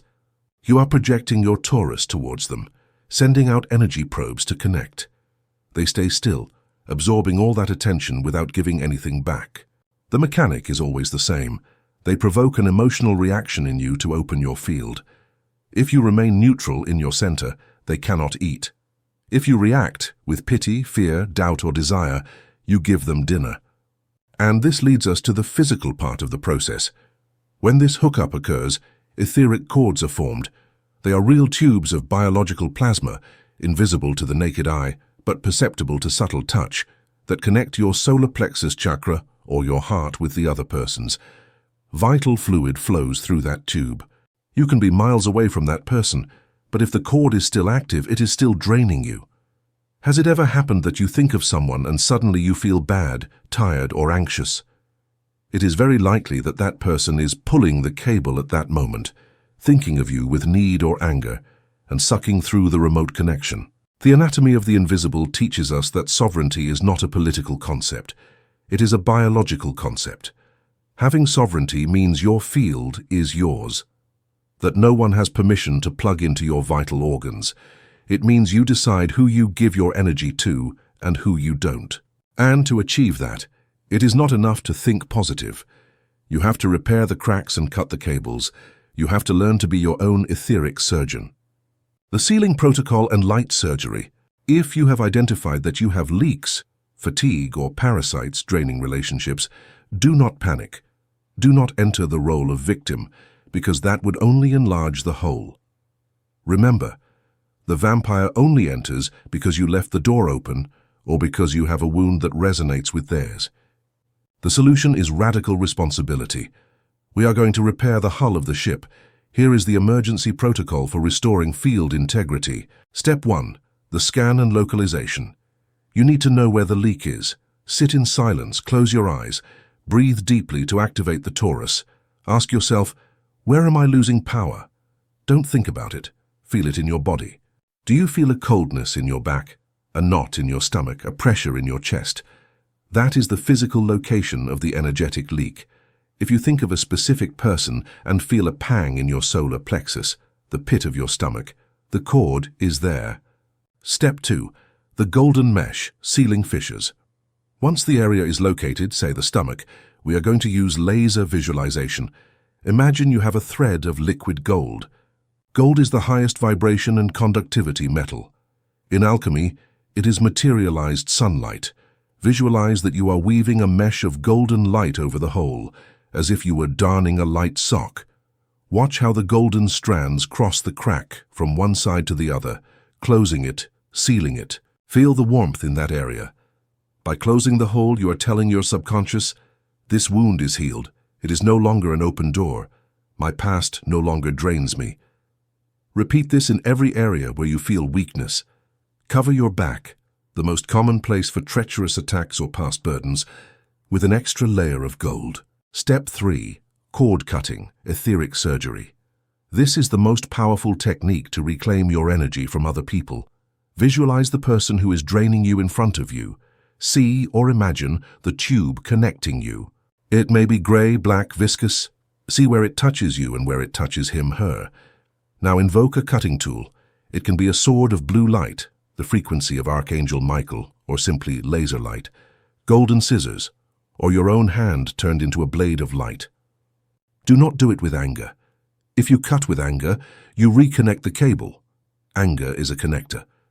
Do it with firmness and neutrality. Say aloud or internally, I return your energy to you. I reclaim my energy. I cut and dissolve any toxic bond between us. I release you, and I release myself. You do not have permission to feed on me, and with a physical movement of your hand, zap, cut the cable, visualize how the cable breaks. The end that went to the other person retracts to them. The end that was in you dissolves, and the wound is sealed with golden light. Feel the immediate relief. It is like dropping a backpack full of stones. Your breathing will instantly deepen. Step 4. Filling the void. When you cut a vampire or close a trauma, an empty space remains where there was previously pain or toxic connection. If you do not fill that space with something new, the universe will tend to fill it with the same thing. You will call the vampire again or look for another one just like them. You have to fill the gap with your own source light. Visualize a bright sun over your head. Make liquid light descend and fill your entire body, especially the areas you have just repaired. Saturate your cells with light. I am full of myself. I am complete. A full being does not need to steal. A full being cannot be stolen because there is no gap to enter through. Step 5. The no boundary. The final seal is not energetic, it is behavioral. Your field breaks when you betray your truth. Every time you say yes when you meant to say no, you make a hole in your aura. Every time you allow abuse and stay silent, you make a hole. The no is the sacred word of sovereignty. The no is an energetic brick wall. When you learn to set clear boundaries, to say no further, I don't allow this, I can't right now, you are strengthening the outer membrane of your torus. Vampires hate no. They will try to make you feel guilty. You're so selfish, they will say. That guilt is their last attempt to hook you again. Do not yield. Their hunger is not your responsibility. Your only responsibility is to keep your light on. Because only if you are lit can you illuminate the path for them if they want to find their own plug. If you turn yourself off to comfort them, both of you are left in the dark. That is not love, that is shared energetic suicide. True love is integrity. Keep your torus sealed, strong and spinning. Be a sun, not a battery. The sun gives light to everyone, but it doesn't let anyone stick a hose into its core. The sun emits outward. It does not let itself be drained inward. From today, watch your fatigue. Your tiredness is your best alarm system. If you feel drained, don't drink coffee. Check your field. Look for the leak. Cut the cord. And reclaim the gold that is yours by divine right. Because you need every volt of that energy for the great work of creating your life. Do not waste another amp on feeding the past or feeding those who refuse to connect with their own light. You are the guardian of your temple.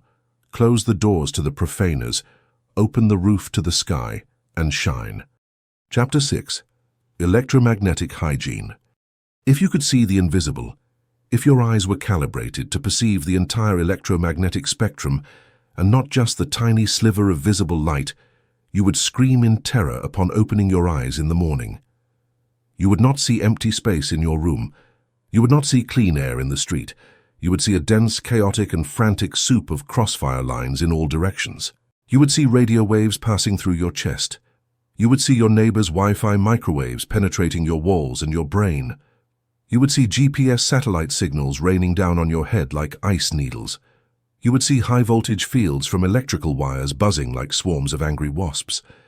You would see 4G and 5G weaving a network of invisible lasers that leave not a single cubic centimeter of space untouched. We live in the age of noise.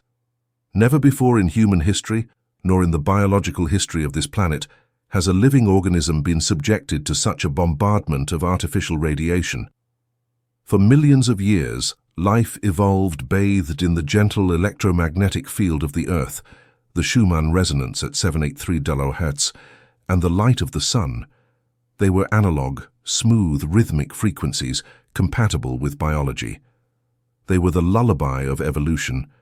In the last 100 years, a blink in geological time, We have silenced that lullaby and replaced it with a digital heavy metal scream. Your body is electrical. Your nervous system works by electrical impulses. Your heart, as we saw, is an electromagnetic oscillator. Your cells communicate through voltage-activated ion channels. You are a highly sensitive biological antenna. And now imagine placing that delicate, precise antenna right next to a giant nightclub speaker, emitting white noise at full volume 24 hours a day. What happens to the antenna? It gets saturated. It gets distorted. It loses the ability to tune into its own station. The problem is not that these waves cook you, the thermal argument used by phone companies to say it's safe. The problem is not the heat. The problem is information and dissonance. Artificial waves, Wi-Fi, cellular, Bluetooth, are digital, square, pulsed, and extremely fast waves. They are aggressive. Biological waves, your brain, your heart, are analog, sinusoidal, curved, and fluid. When an artificial square wave hits your toroidal field, it acts like a hammer hitting crystal. It creates micro-fissures in your aura. It introduces static noise into your cellular communication system. We call this electromagnetic smog or electrosmog. And the symptoms of electrosmog poisoning are so common that we have normalized them. Anxiety with no apparent reason. Your nervous system is on constant alert because it detects an invisible threat. Insomnia or non-restorative sleep. Your pineal gland mistakes Wi-Fi for light and does not produce melatonin. Chronic fatigue. Your mitochondria spend all their energy trying to repair the oxidative damage caused by radiation. Irritability and lack of focus. Your brain cannot maintain alpha or theta waves because the external noise forces it to be in high beta. Your toroidal field, which should be a large, smooth and shining bubble, becomes bristly under this attack. Imagine a scared cat with its hair standing on end. That is what the aura of an average modern person living in a city, sleeping with their mobile and working in front of a screen looks like. The field is in perpetual defensive tension. It is rigid. And a rigid field does not flow. If it does not flow, it does not cleanse. If it does not cleanse, it accumulates toxicity. But the noise is not only technological. There is another type of pollution that is just as sticky and dense. Urban emotional smog. Cities are reactors of stress. If you live in an apartment building, you are living within the superimposed toroidal fields of hundreds of people. If your upstairs neighbor is depressed, their field, which passes through the floor, touches yours. If people on the subway are angry, you swim in that soup of anger. Thought and emotion are real electromagnetic waves. In a dense city, the psychic air is charged with haste, fear of scarcity, competition, and loneliness. Your toroidal field, if not strong and clean, acts as a sponge. It absorbs that environmental smog, and suddenly you arrive home and feel sad, and you don't know why. But I was fine, you think. It is not your sadness. It is the sadness of the collective that has stuck to your etheric skin, like the smell of smoke after being in a bar. Electromagnetic hygiene is no longer a luxury for spiritual people. It is a public health necessity. If you do not learn to clean your filter, if you do not learn to discharge the static, your system will collapse. You cannot maintain a fifth dimension vibration if your biological body is being fried by low vibration frequencies. You need a vibrational detoxification protocol. You need to learn to turn off the noise so that finally you can listen to your own music again. The physiology of grounding. To understand the solution, we must first understand the fundamental electrical problem. Inflammation is a positive charge problem. In terms of electricity, the modern world charges us positively. Free radicals, the unstable molecules that cause aging, cellular damage, and inflammation, are positively charged molecules. They lack electrons. They are electron thieves. They travel through your body, stealing electrons from your healthy cells, oxidizing them. Stress, pollution, processed food, and especially artificial electromagnetic fields massively increase your positive charge. You are full of protons. You are oxidized. You are inflamed. Your body voltage is unbalanced towards the positive pole. The Earth, the planet, is a giant battery with a negative charge. The Earth's surface is full of free electrons. It is an infinite ocean of antioxidants. Nature designed human beings to be connected to this battery. For millions of years we walked barefoot and slept on animal skins on the ground. We were doing grounding or earthing 24 hours a day.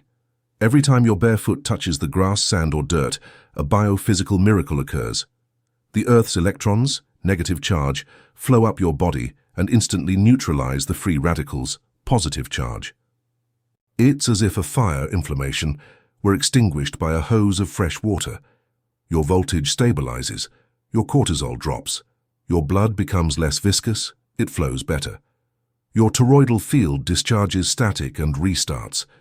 But what did modern humans do? We invented plastic and rubber. We invented shoes with insulating soles. We invented synthetic wood floors, carpets, and elevated mattresses. We live isolated. We no longer touch the earth. We have cut the ground wire of our electrical system. We are high-voltage devices running without earthing. As a result, the positive charge, inflammation static, accumulates in our body and has nowhere to go. It gets trapped in the torus, creating noise, pain, and illness. The number one solution for electromagnetic hygiene is to reconnect. And it is not a metaphor, it is real conductive contact. The conscious earthing protocol. You don't need to go live in the woods, you can do it in the city.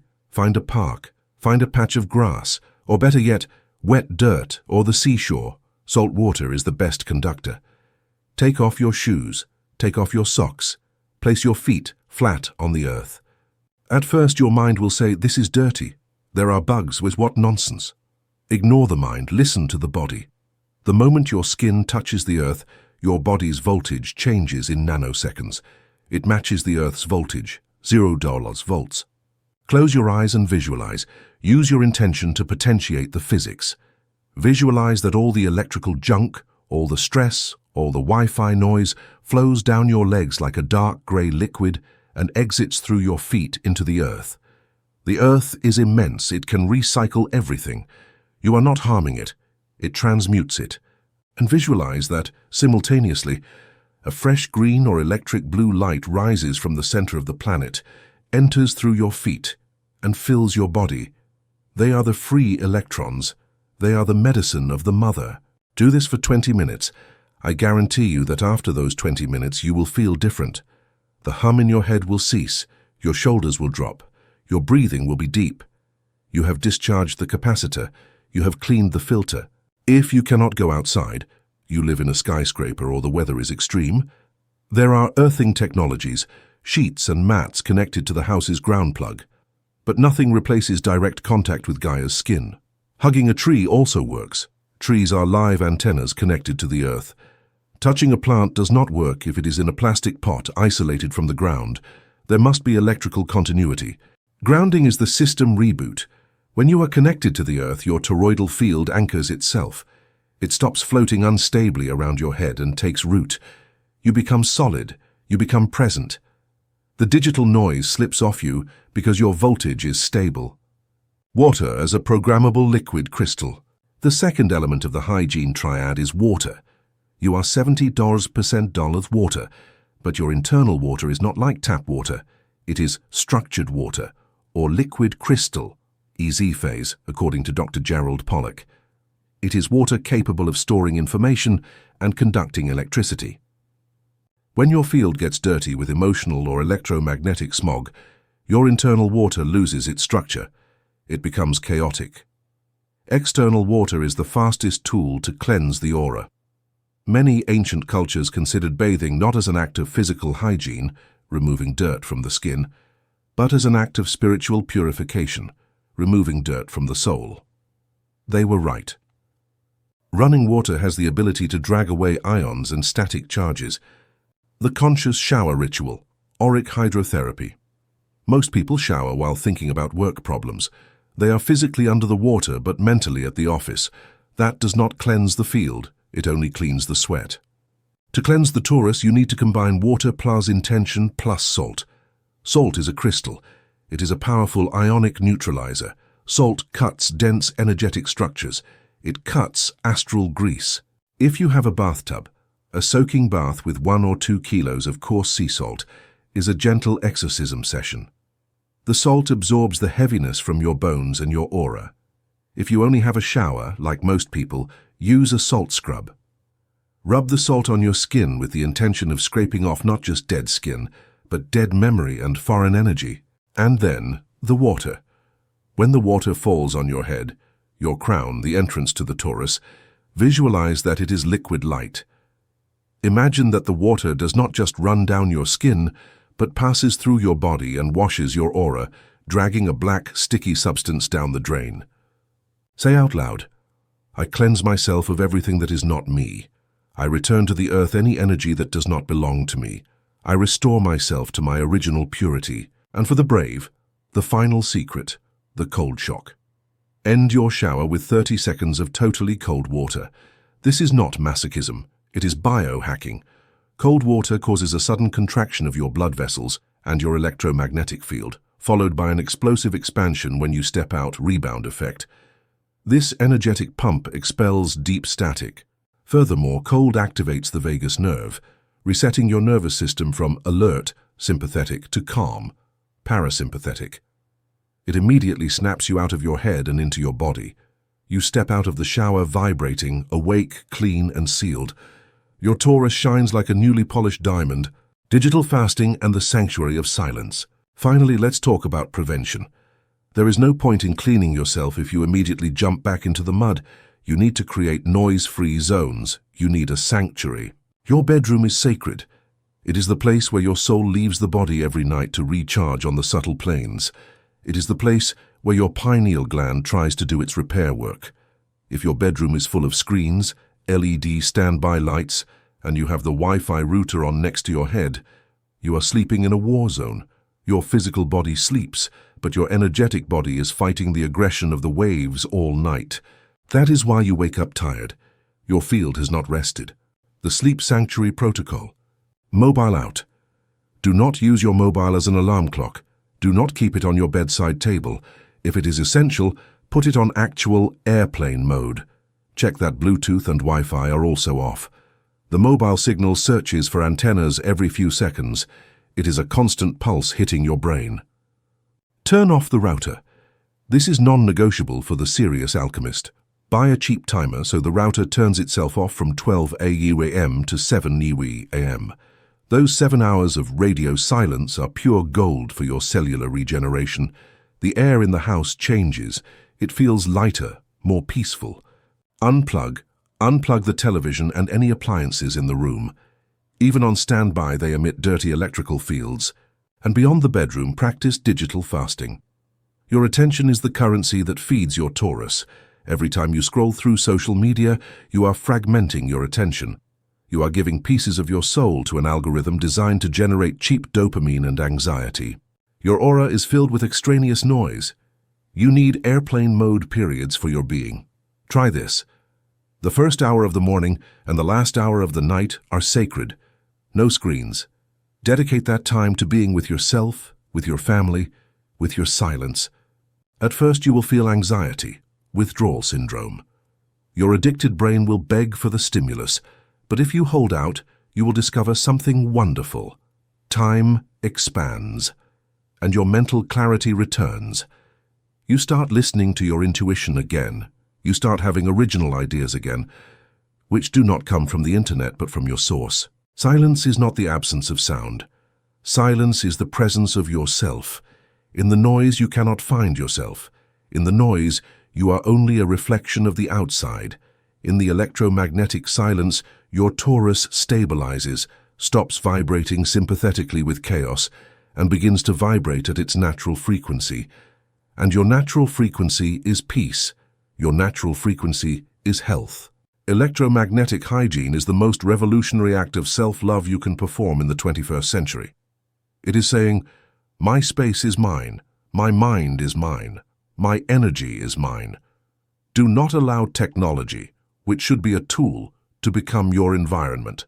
You are a biological, aquatic, and terrestrial being. Return to the water, return to the earth, turn off the machine, and feel the real, analog, juicy life run through your veins again. You are the guardian of the frequency. Keep the signal clean. Chapter 7, Toroidal Breathing. If you look for the most hidden secret in plain sight, the most obvious yet most ignored mechanism of human magic, You will find it right under your nose. Literally, we are talking about breath. In our culture, breathing is a mechanical, unconscious, and boring act, something your body does to stay alive while you are busy thinking about important things. But in the ancient mystery traditions, the word for breath and the word for spirit were the same. In Latin spiritus, in Hebrew ruach, in Sanskrit prana, in Greek pneuma. They made no distinction. For them, inhaling was not just drawing oxygen into the alveoli, it was invoking the divine to enter matter. And exhaling was not releasing carbon dioxide, it was projecting the spirit into the world.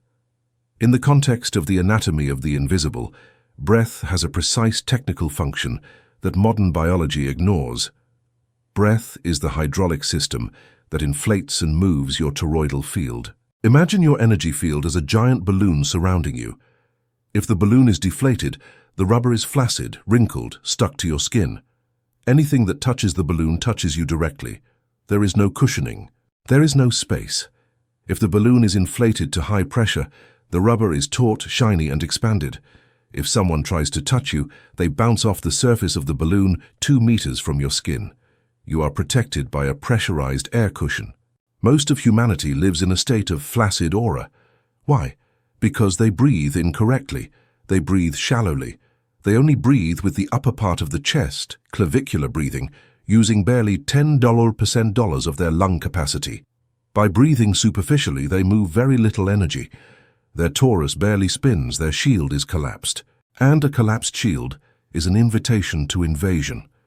To understand how to inflate this shield, we must analyze the physiology of pressure.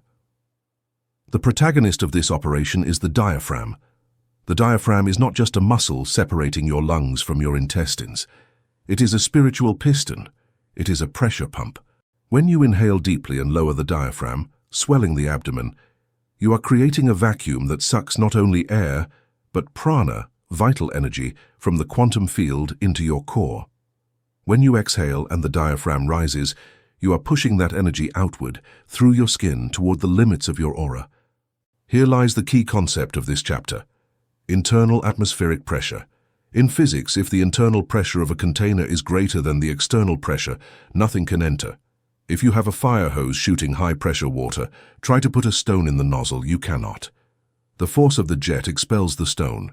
But if you turn off the faucet and the hose only drips, low pressure, any bug can enter the tube. You are the hose. Your energetic protection does not depend on building mental walls or steel shields, which are based on fear. Your protection depends on your output pressure.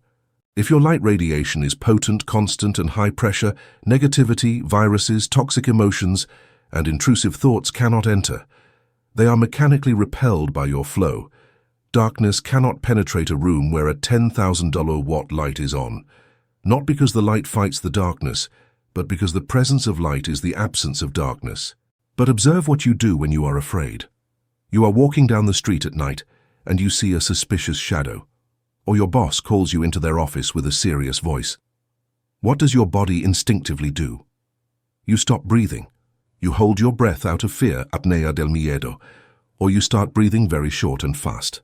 The exact moment you cut off your deep breath, your internal pressure drops to 0. Your torus deflates, your shield disappears, you contract, you make yourself small. And by making yourself energetically small, you paradoxically become a perfect target. By withdrawing your energy from the periphery toward the center, to protect yourself, you leave your boundary unguarded. The signal you emit is, I am vulnerable, you may enter. The alchemist does the opposite. Faced with danger, stress, or conflict, the alchemist breathes more. They do not shrink. They expand. They inhale deeper. They take up more space. They increase their pressure. Is there a threat? Good. I'm going to make my light so big and my field so dense that the threat will dissolve upon touching me. This is counterintuitive for our reptilian brain, which wants to hide. But you are no longer a reptile. You are a toroidal generator. Breath is the accelerator of your engine. If you want the car to run, for your energy to protect, you have to step on the accelerator, breathe. In this first part, I want you to become aware of your habitual breathing pattern. Observe yourself right now. Is your abdomen moving? Or are only your shoulders moving? Are there long, unconscious pauses where you don't breathe? Those pauses are moments of disconnection. They are moments where your shield flickers and turns off. Your chronic fatigue comes from there. You are trying to drive your life with the engine off, pushing the car. The energy is in the air. It is free, available, infinite. But you have to pump it. We are going to learn how to turn your lungs into forge bellows. We are going to learn how to move from survival breathing, keeping the body alive, to toroidal breathing, keeping the field alive. The sphere protocol and the geometry of breath. Now that we understand the hydraulics, let's get practical.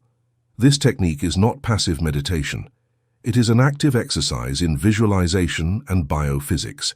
It requires effort at first, until your energetic musculature gets used to it.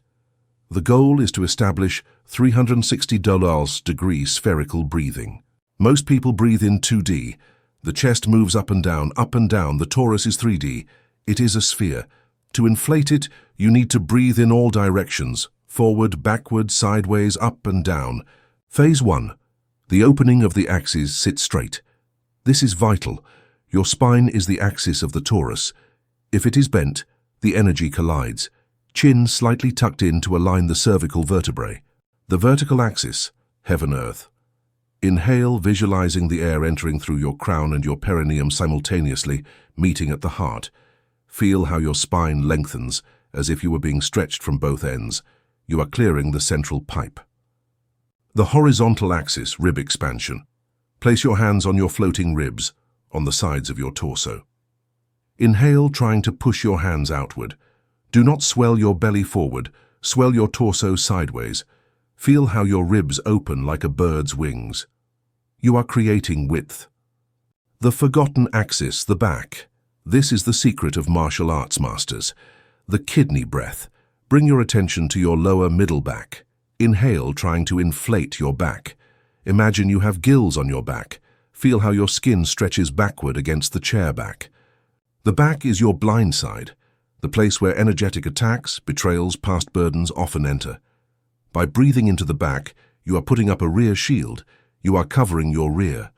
Phase 2, the toroidal pump, the master technique. Now we are going to combine it all into one dynamic movement. We are going to use the breath to move the geometric energy. Step 1, the implosion, inhalation. Physical action. Inhale slowly, deeply, and silently through the nose for 5 or 6 seconds. Fill the lower, middle, and upper parts of the lungs. Energetic action. As you inhale, visualize that you are sucking white light from the infinite space around you. The light enters through all the pores of your skin and travels to your center, your heart. Sensation. You are concentrating power. You are charging the battery. Feel the energy condensing into a bright, dense ball in the center of your chest. It becomes smaller, brighter, heavier. It is pure compressed nuclear power. Step 2. The 0-point pause. Action. Hold your breath comfortably for 2 or 3 seconds. To energetic action. In that pause, the alchemy happens. The light you brought from outside mixes with your own energetic signature in the heart. It becomes personalized. It becomes your light. Sensation, silence, stillness, contained power. Like the moment before a sneeze or an explosion. Step 3, the explosion, exhalation. Physical action. Exhale through the mouth gently as if fogging a mirror, or through the nose for 6 or 8 seconds. Energetic action. Here is the key to the shield. Do not just release the air, push it with your intention. Visualize that the ball of light in your chest explodes.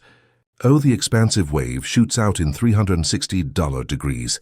It pierces your skin. It pushes the air in the room. Visualize a golden or electric blue shockwave expanding until it reaches the limits of your outstretched arms, or beyond to the walls. Feel the pressure. You are inflating the bubble. You are saying, this is my space. Push out any density, any fear, any foreign energy. Sweep your aura with your own breath. Step 4, the maintenance. Pause in void. Action. Stay without air for 2 seconds. Energetic action. Feel the amplitude. Rest in the certainty that your shield is active. Observe how the bubble remains taut and bright around you. Repetition.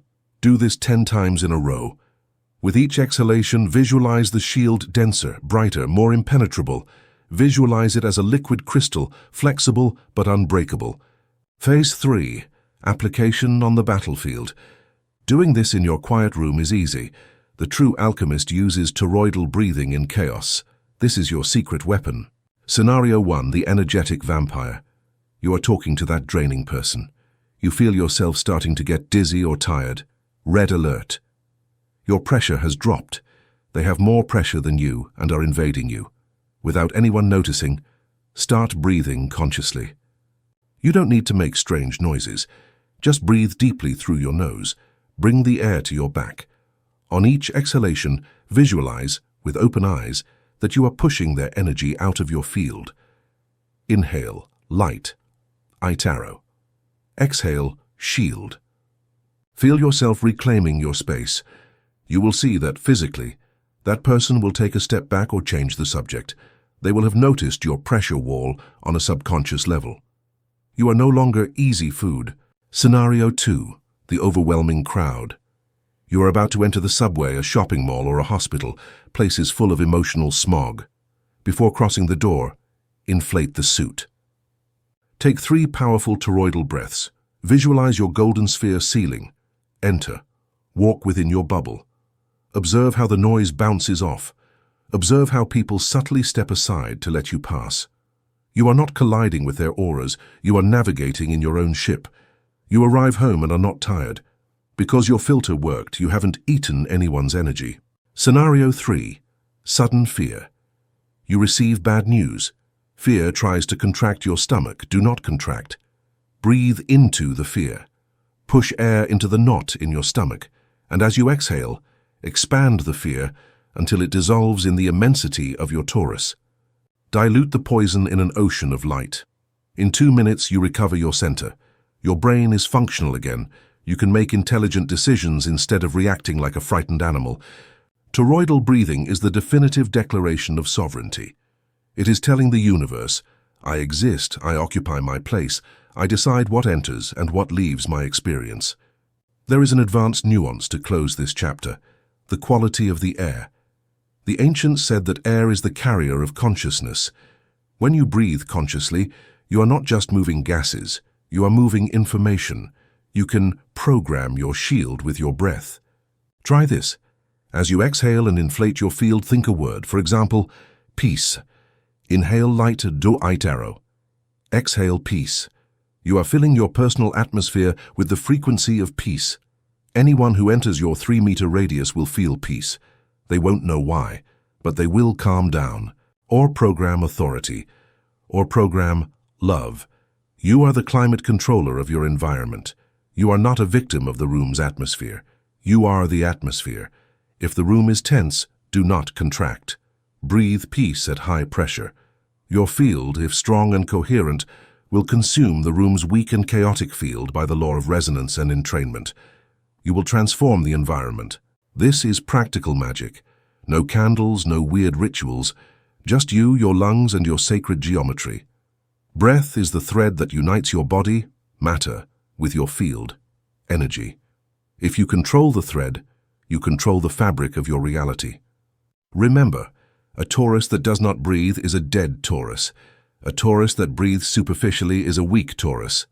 A torus that breathes deeply, rhythmically, and spherically is a sun, and nothing can harm a sun. Chapter 8. Heart Coherence. The ancient masters say that the longest distance a human being will travel in their life is not crossing an ocean or climbing a mountain.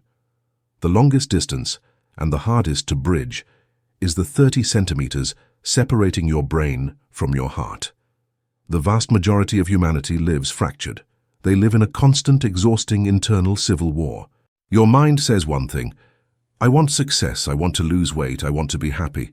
But your heart feels another, I am afraid, I am not enough, the world is dangerous. Your brain steps on the accelerator, conscious intention, but your heart steps on the brake, subconscious emotion. The result is that the car of your life does not move, but the engine burns out. You generate a lot of noise, a lot of smoke, a lot of internal tension, but there is no real displacement. We call this misalignment incoherence. And incoherence is not just a psychological or philosophical problem, it is a biophysical disaster. When your mind and heart vibrate at different frequencies, dissonance occurs. Imagine an orchestra where the violins play Mozart and the trumpets play heavy metal at the same time.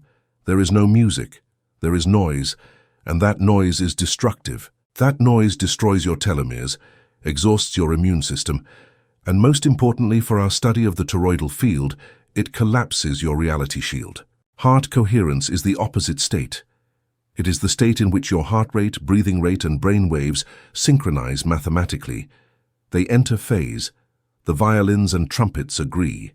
They play the same symphony. And when this happens, the human body stops being a collection of organs fighting for resources and becomes a biological laser.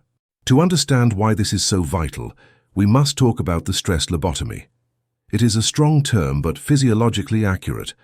There is an information highway connecting your heart to your brain, the vagus nerve. For years, science believed that the brain was the boss and sent orders to the heart. Today we know the reverse is true. 80% of the vagus nerve fibers are afferent. That is, they go from the heart upward. The heart tells the brain how to think. When you are stressed, frustrated, angry, or anxious, your heart beats with an irregular, chaotic pattern, as we saw in previous chapters. It sends a noise signal up the vagus nerve toward the brain. Upon reaching the brain, this noise hits the thalamus and the prefrontal cortex, the frontal area where your intelligence, decision-making, and morality reside. The brain interprets this noise as an imminent threat. And what does it do to protect itself? It disconnects the prefrontal cortex. Literally, it shuts down the centers of higher intelligence. You enter cortical inhibition. You become dumber. You become reactive. You lose the ability to see the future, to plan, to feel empathy. You turn into a frightened animal that only knows how to attack or flee.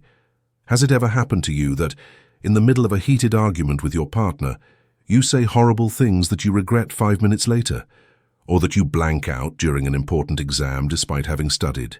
That is the stress lobotomy. Your incoherent heart shut down your intelligent brain. You could not access the information because the line was cut by the noise. Now imagine the opposite, cortical facilitation. When you enter heart coherence, through the techniques we will learn today, your heart sends a rhythmic, smooth, and ordered signal to the brain. The brain receives the message, everything is safe, everything is in order. And then it turns on all the lights. The prefrontal cortex activates to the maximum. Suddenly you have access to all your cognitive potential. You see solutions where you previously saw problems. You have crystalline mental clarity. You have patience. You have ingenuity. You have not magically become smarter. You have simply stopped sabotaging your own hardware. The state of coherence is the natural state of genius. It is what athletes call the zone or the flow state. That moment where time stops, where every movement is perfect, where there is no doubt, only fluid action. Musicians, elite athletes, and expert meditators desperately seek this state. The good news is that you don't need to be a monk or an Olympic athlete to access it.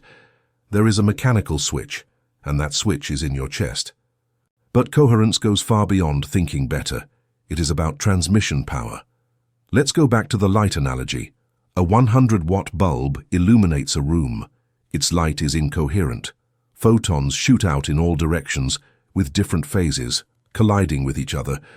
The energy disperses quickly. A few meters away, it no longer shines. A 100-watt laser uses the same amount of energy, but its light is coherent. Photons march in ordered rows, step by step, peak with peak, valley with valley. That synchronization allows the laser to cut steel. It can travel to the moon and back without dispersing. It is the same energy but organized differently. You are generally a light bulb. Your energy is scattered in your worries, your doubts, your emotional chaos. When you practice heart coherence, you become a laser. Your toroidal field aligns. Your intention, what you want to create, travels on a perfect carrier wave without resistance. It penetrates matter. It pierces the noise of the world. The universe hears you loud and clear because you have stopped stuttering energetically. The master frequency is 0.1 Hz in quantum access. Let's get technical for a moment, because the magic of this protocol lies in mathematical precision. When a system enters resonance, the energy needed to keep it running drops to a minimum and the power output rises to a maximum. Think of a swing. If you push the swing at the exact moment, resonance, a slight touch of a finger keeps the child flying high. If you push out of sync, incoherence, you need a lot of force and you slow the swing down. Your cardiovascular system has a natural resonance frequency. It is 0.1 Hz. This means one cycle every 10 seconds. Curiously, this is also the resonance frequency of the Earth's magnetic field in certain layers of the ionosphere. When your heart beats in a pattern that generates an oscillatory variability of 0.1 Hz, the great alignment occurs. The breathing rate aligns with the heart rate. The heart rate aligns with the arterial pressure waves. The brain waves, alpha, synchronize with the heart. Your whole being vibrates at 0.1 Hz. At that moment, the electrical resistance of your nervous system drops to zero. You become a superconductor. And what happens when you are a superconductor? You access non-locality. The HeartMath Institute has conducted fascinating experiments on intuition. They put subjects in front of a computer that showed random images. Some were calm photos, landscapes, and others were disturbing photos, accidents, snakes. The incredible thing is that the subjects' hearts reacted, changing their rhythm between 5 and 7 seconds before the computer chose the photo. The heart knew what was going to happen before it happened, but this only happened if the subject was in a baseline state of coherence. This suggests that when you are in heart coherence, your torus expands so much and with such clarity that it begins to touch the quantum field of information, where time is nonlinear. Your heart starts downloading data from the future. This is what we call intuition. Intuition is not guessing. Intuition is the ability of your toroidal antenna, free of static, to capture subtle information from the environment and non-local time. If you live in stress, incoherence, your antenna is full of noise. You can only rely on your limited logic and 5 senses. You are blind to the future. You have to calculate life. If you live in coherence, your antenna is clean. You receive instant data packets. You know what decision to make.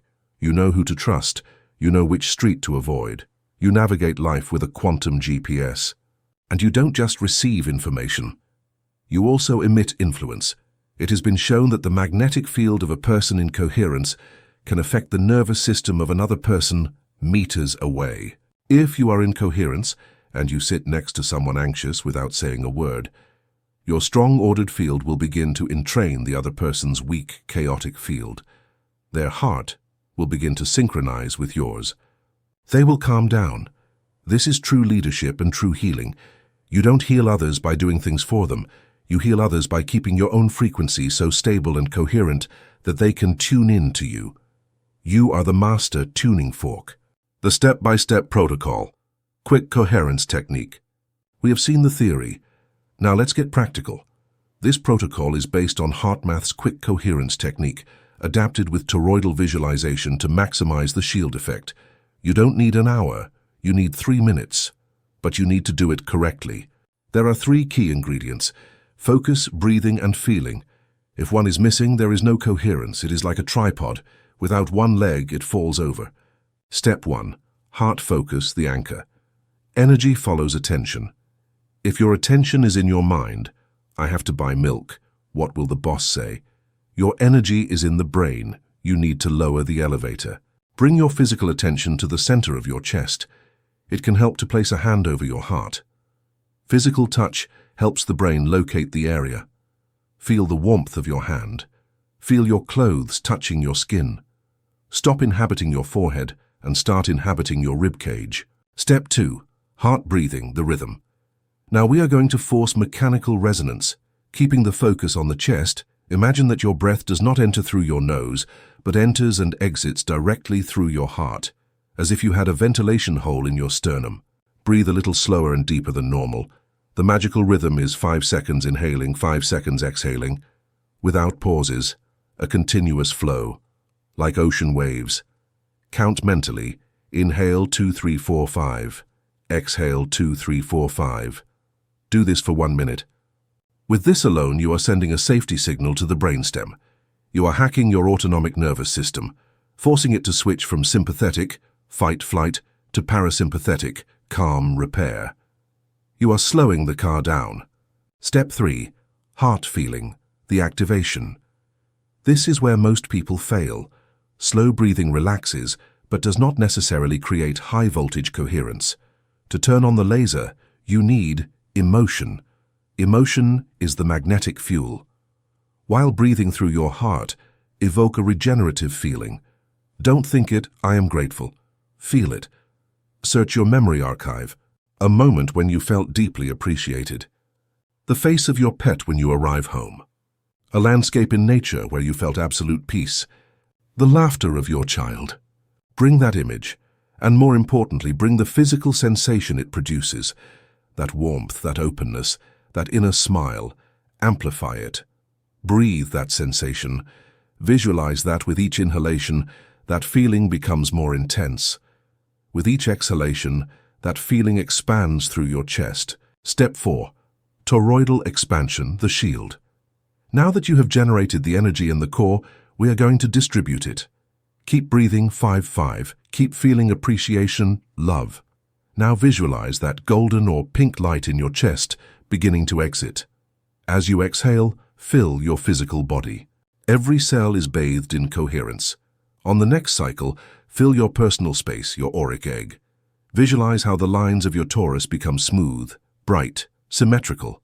You are combing your aura.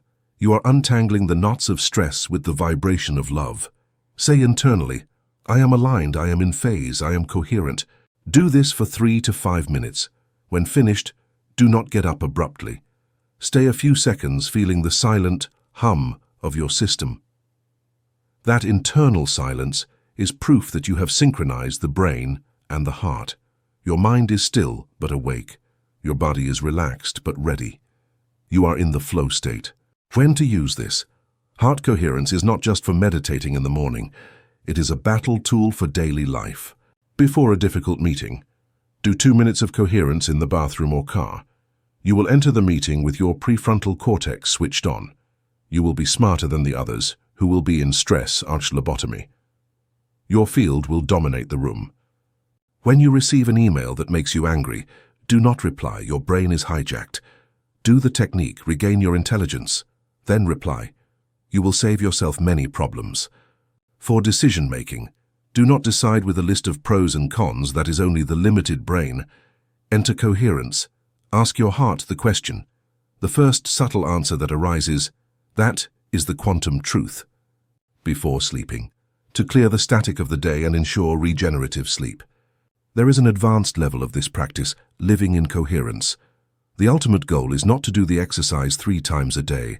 The goal is for coherence to become your baseline, to be able to walk, talk, work, and drive while maintaining a background connection with your heart. That you never abandon your throne in the chest, no matter what happens outside. When you achieve this, you become anti-fragile. The chaos of the world does not break you, it passes through you. You become a pillar of light in a world of shadows. People will want to be near you because next to you they feel ordered, they feel at peace. You are lending them your coherence. You are reminding them with your mere presence what the music of the universe sounds like when the instruments are in tune. Remember, the brain thinks but the heart knows. The brain calculates but the heart creates. Do not try to control your life with your mind. It is too small for that task. Synchronize the system. Let the heart, the great emperor, take the lead, and observe how your reality begins to march to the perfect rhythm of your own inner drum. Chapter 9. The Creation Interface. You have spent your entire life believing you are a spectator. You wake up in the morning, open your eyes, and see the world. You believe the world is out there, solid, fixed, independent of you, like a movie playing on a giant screen, and you are simply a small person sitting in the seat eating popcorn and reacting to what happens in the plot. If the movie is sad, you cry. If it's terrifying, you get scared. If it's joyful, you laugh. Under this premise, life is something that happens to you. But the anatomy of the invisible reveals the final twist, the secret that great initiates have guarded closely. You are not sitting in the seat. You are the projector. The movie does not come from outside. The movie comes out of you. What you call external reality is, in strict biophysical terms, a holographic projection of your internal energy state. Your toroidal field is not just a defensive shield, it is a reality lens. It is the technological interface by which formless consciousness becomes matter with form. To understand how this creation machine works, we must analyze its components. Every movie projector needs two basic elements: a film, the static image, and a lamp, the light that passes through the image to project it onto the screen. In your biology, you have both. The film, the brain pineal. Your brain, specifically the interaction between the frontal lobe and the pineal gland, is responsible for selecting the slide. It is the electric architect. This is where you build the image of what you want. It is the design, the blueprint, the geometry of desire.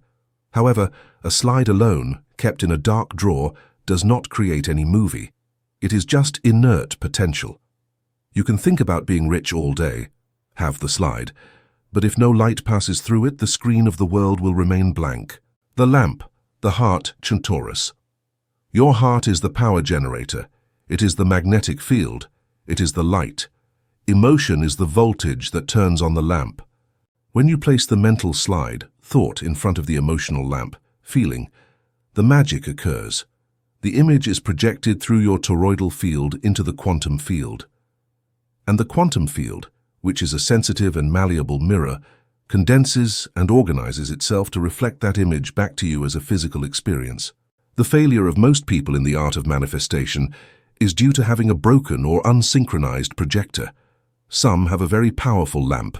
They are very emotional, intense, passionate people, but they have no film. They lack mental clarity. They don't know what they want. Their light shines brightly, but it projects chaos, fear, or random dramas. They are powerful creators of disasters. Others have a perfect film. They know exactly what they want. They have the detailed plan. They make vision boards. But their lamp is off.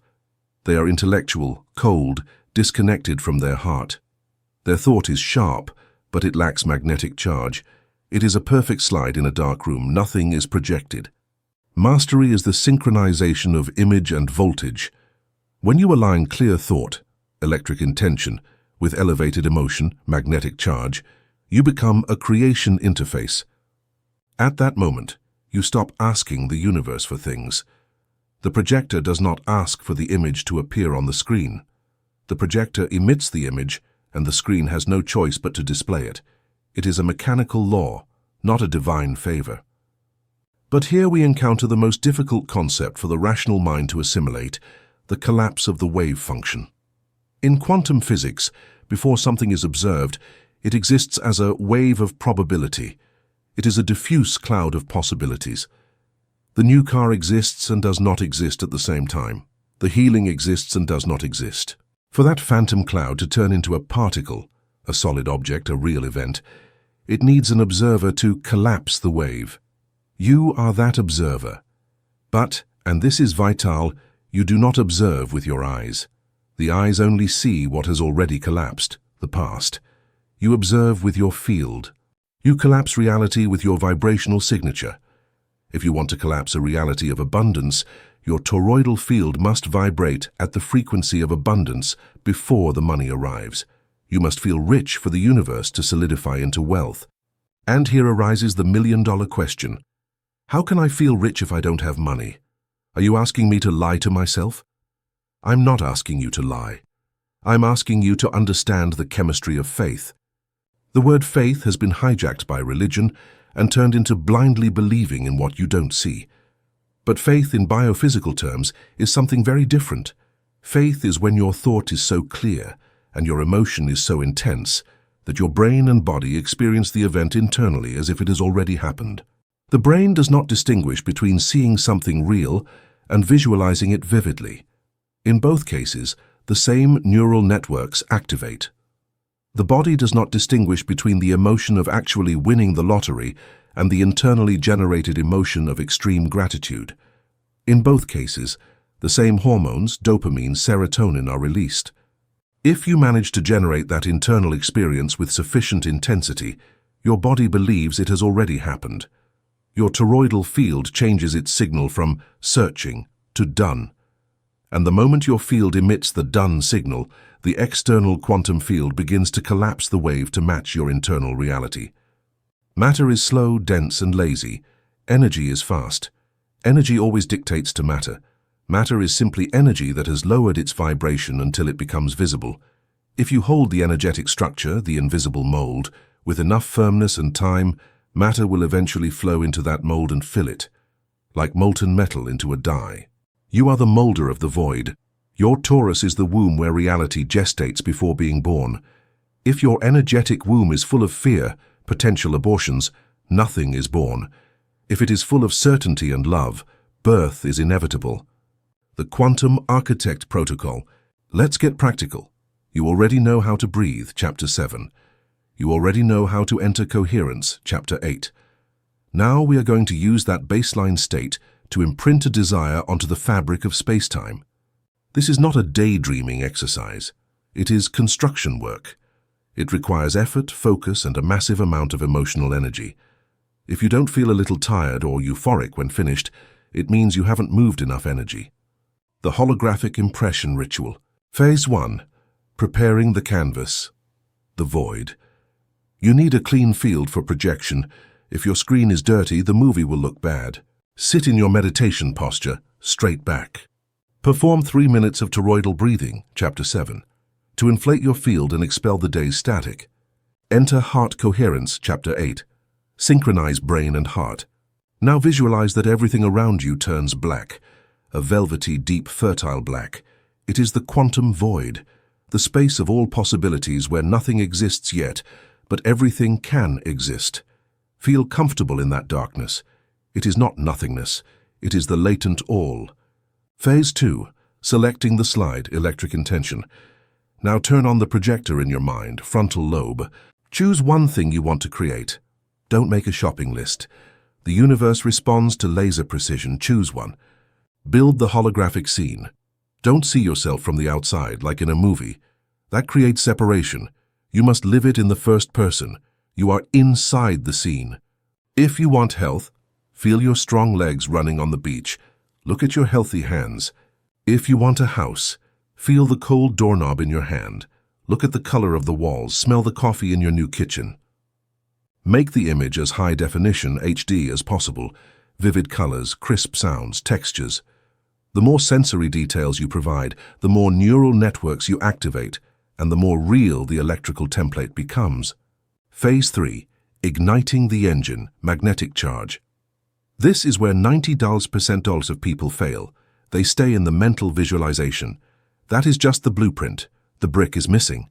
You need emotion. While holding that virtual image in your mind, ask yourself, how will I feel when this is my life right now? Don't look for the emotion of excitement or euphoria, which sometimes has hidden anxiety. Look for the emotion of gratitude, relief, and freedom. Open your heart. Let that emotion flood you. Physically smile. Let yourself get goosebumps. You have to feel it so real that your body begins to react chemically. Perhaps a tear of joy escapes. Good. That tear is proof that the chemistry has changed. You have convinced the body. Amplify that emotion. Turn up the volume. Make your heart radiate that gratitude like an exploding sun. Phase 4. Toroidal transmission, the collapse. Now comes the crucial step in the anatomy of the invisible. You have the image in your head and the emotion in your heart. Let's combine them and launch them. In a deep inhalation, lower the image from your brain to your heart. Fuse it with the fire of your emotion. Visualize that scene wrapped in a sphere of golden light is in the center of your chest. As you exhale forcefully, you can use the sound ha, expand that sphere. Feel how the image and the emotion leave your body and fill your toroidal field. Imprint the information on your aura. Now you are not imagining the scene. You are inside the scene. Your 3-meter toroidal field has become the reality you desire. Walk mentally inside your torus, feeling that is your current reality. Your atmosphere no longer vibrates in lack, it vibrates in wish fulfilled. Sustain this intensity for a few minutes. You are coding space-time. You are commanding the subatomic particles around you to reorganize to match this pattern. Phase 5. The surrender, detachment. This is the paradoxical step. After putting in all your intention and emotion, you have to let go. You have to release it to the unified field. If you stay obsessed, controlling when will it arrive, how will it arrive, you are introducing the frequency of doubt and fear. You are recording noise over the tape you just recorded. Detachment is the act of supreme trust. It is saying, I have planted the seed, I have watered it. Now I know the earth, the quantum field, will do its job. I don't need to dig it up every 5 minutes to see if it's growing. End your meditation with a thank you, it is done. Open your eyes and get up as the person who already has it. From that moment on, your job is to maintain the frequency of the fulfilled state. If you leave the meditation and 10 minutes later you complain about not having money, you have just cancelled the order. You have overwritten the signal. You have to live in the as-if. It is not pretending. It is rehearsing the future reality until it becomes natural. When you maintain the signal of your torus stable at the frequency of abundance for long enough, overcoming the time buffer, physical reality collapses. Synchronicities appear. The coincidences, the right person appears. The millionaire idea occurs to you. You get the phone call. You haven't gone looking for it. You have magnetically attracted it because you have become it. Field ethics and the danger of unconscious creation. Before ending this chapter, we must address the responsibility that comes with this power. I have taught you how to use the creation interface. It is a neutral tool, like a hammer. You can use it to build a house or to break someone's head. Your toroidal field does not morally judge what you imprint on it. It simply executes. If you imprint fear, watching horror news all day, talking about illness, imagining catastrophes, your torus will faithfully collapse those realities for you. Most people use their creation power to create their own nightmares. They are unconscious black magicians. They wake up and visualize, worry everything that can go wrong. They put intense emotion into it, fear, anxiety, and they launch it into the field. And when disaster strikes, they say, I knew it. I knew it was going to happen. Of course, you knew. You asked for it, you designed it, you energized it. The conscious alchemist wakes up from that nightmare. They realize that every thought charged with emotion is a manufacturing order sent to the universe's factory. And they begin to be relentlessly selective about what they allow into their mind and heart. This is called mental diet and emotional sovereignty. But there is an even deeper level. The difference between creating from the ego and creating from the soul. Creating from the ego is, I want that car to impress my neighbors. I want that partner so I don't feel lonely. These creations are born from lack. And even if you use the technique and succeed, the result will leave you empty. Or it will come with toxic side effects, because the seed, the original intention, was contaminated. Creating from the soul is, I want abundance so I can give more to the world. I want health to fulfill my mission. I want love to share my completeness. These creations are born from expansion. When you imprint these desires on your torus, the universe does not just cooperate. The universe conspires in your favor. Doors open that you didn't even know existed, because your individual desire is aligned with the desire of life itself, expansion and growth. Your toroidal field is a divine gift. It is your paintbrush to paint on the canvas of eternity. Do not paint miseries. Do not paint repeated dramas. Dare to paint masterpieces. Dare to imagine a world and a personal life of beauty, harmony, and power. Your imagination is not an escape route. It is the preview of life's next attractions.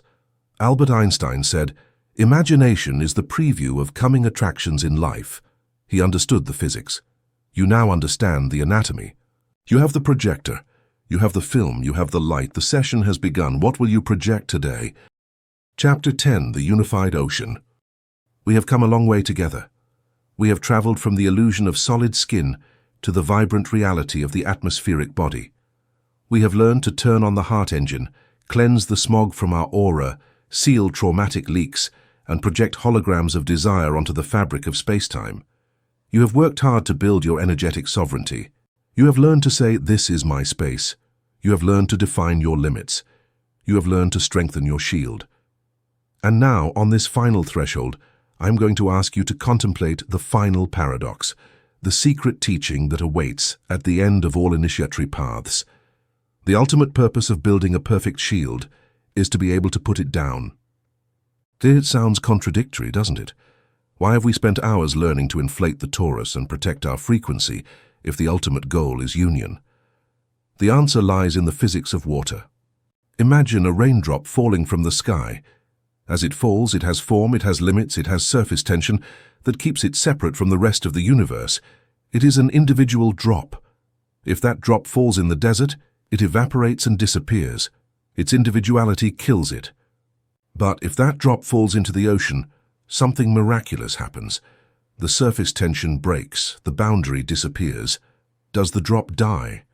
From the perspective of the drop's ego, yes. It can no longer say, I am this small sphere of water. But from the perspective of truth, the drop does not die. It becomes the ocean. It now has the strength of the tides. It now has the depth of the abysses. Now it is vast, eternal, and indestructible. The anatomy of the invisible has taught us to be strong, pure drops. Why? Because only a pure drop can merge with the ocean without contaminating it, and only a drop with a strong structure can consciously choose fusion rather than being dissolved by force. Most human beings live in the state of painful separation. Their toroids are small, rigid, and closed.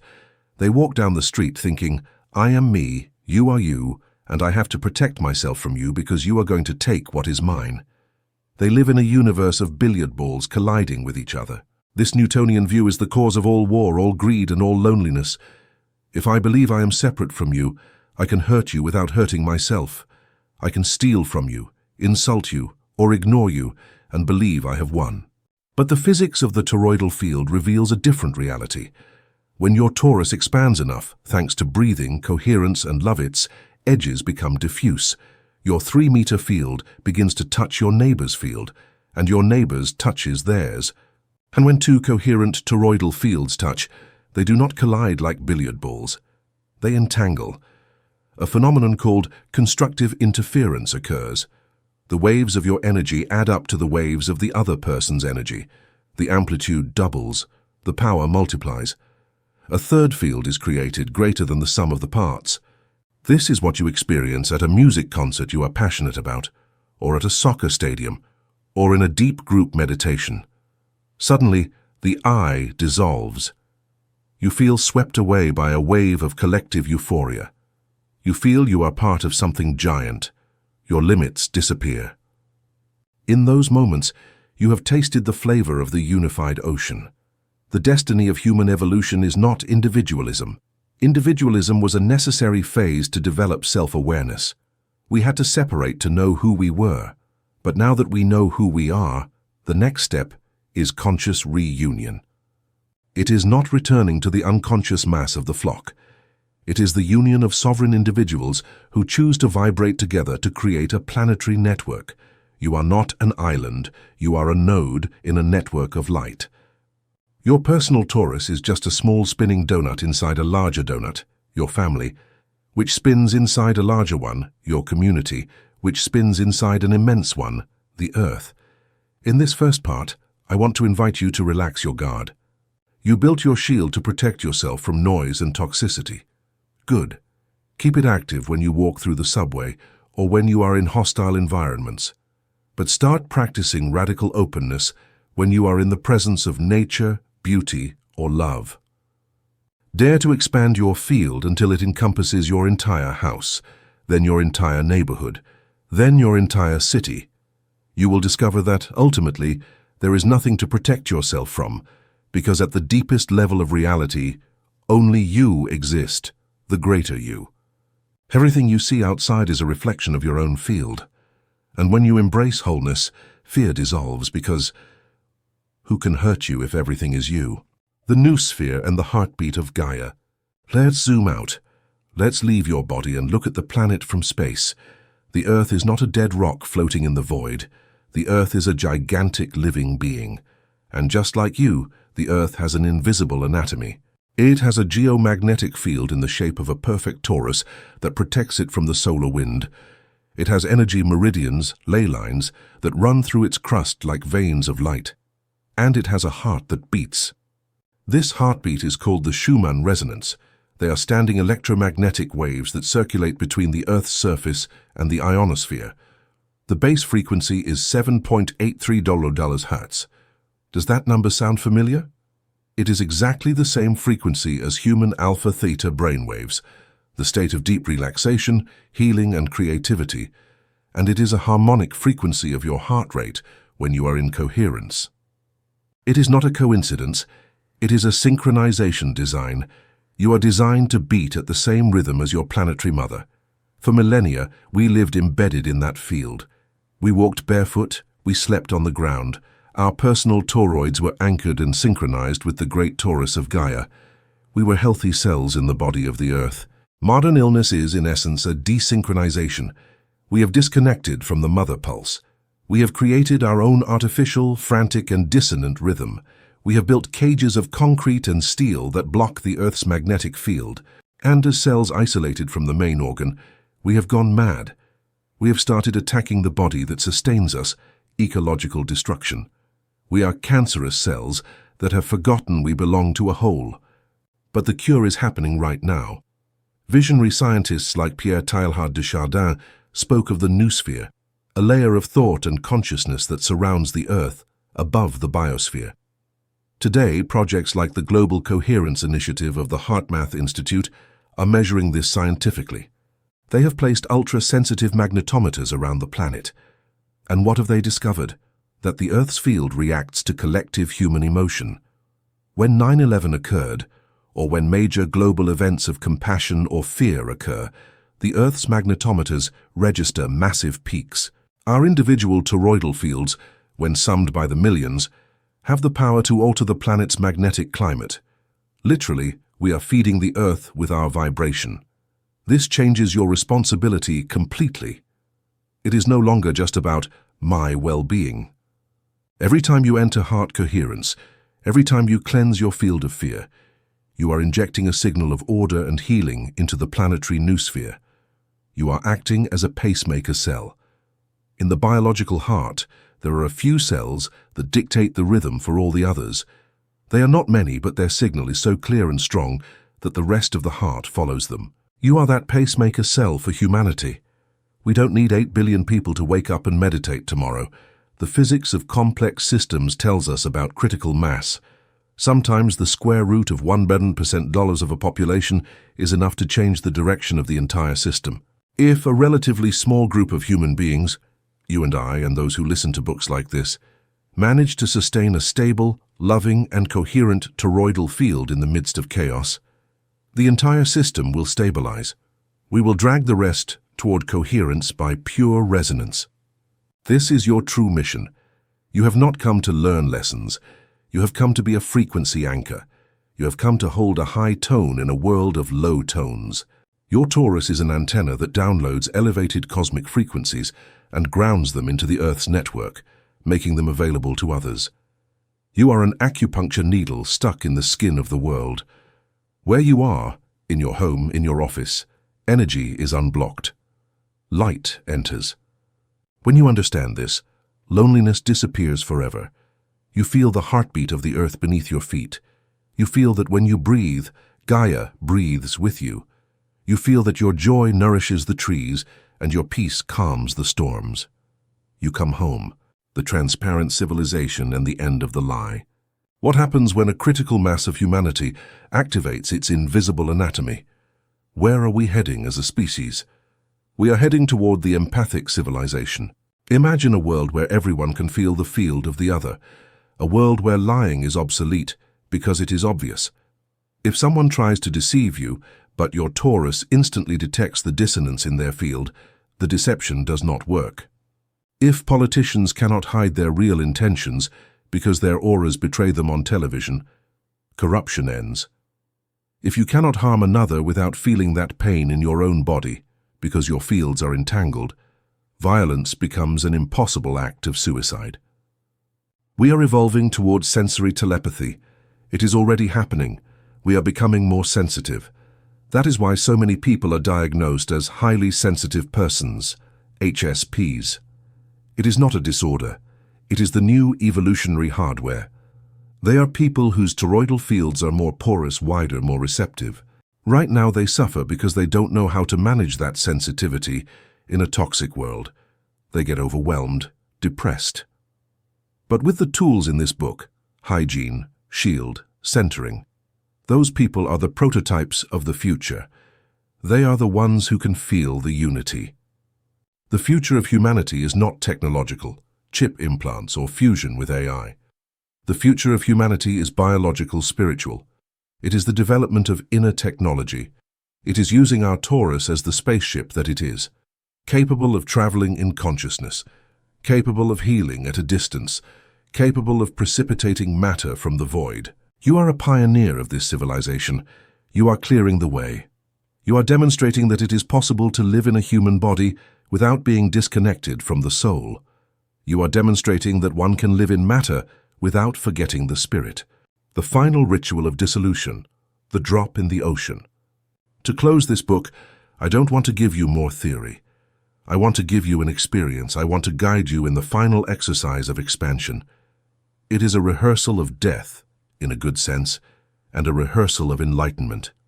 It is the moment to break the nutshell so that the tree can be born. Toroidal unity meditation. 1. Anchoring. Sit or lie down. Close your eyes, take 3 powerful toroidal breaths. Inhale light to the center, exhale shield outward. Feel your personal 3-meter bubble. Bright, safe, stable. Feel your heart beating in the center, your engine. 2. Local expansion. Now with each exhale you are going to push the limits of your torus. Exhale and feel your bubble grow. It now encompasses the entire room. You are in the center, but your energetic skin touches the walls. Everything in the room, furniture, plants, pets, other people, is now inside you. Feel their presence as if they were organs of your own body. Say mentally, I am you. 3. Regional expansion. Keep breathing, expand more. Your torus passes through the building, it goes out onto the street. It encompasses your neighborhood. Feel the life of your city. The cars, the people who laugh, the people who suffer, the trees in the park. Do not judge them. Just embrace them in your field. Your energy envelops them. Your coherence touches them. You are holding the space for your city.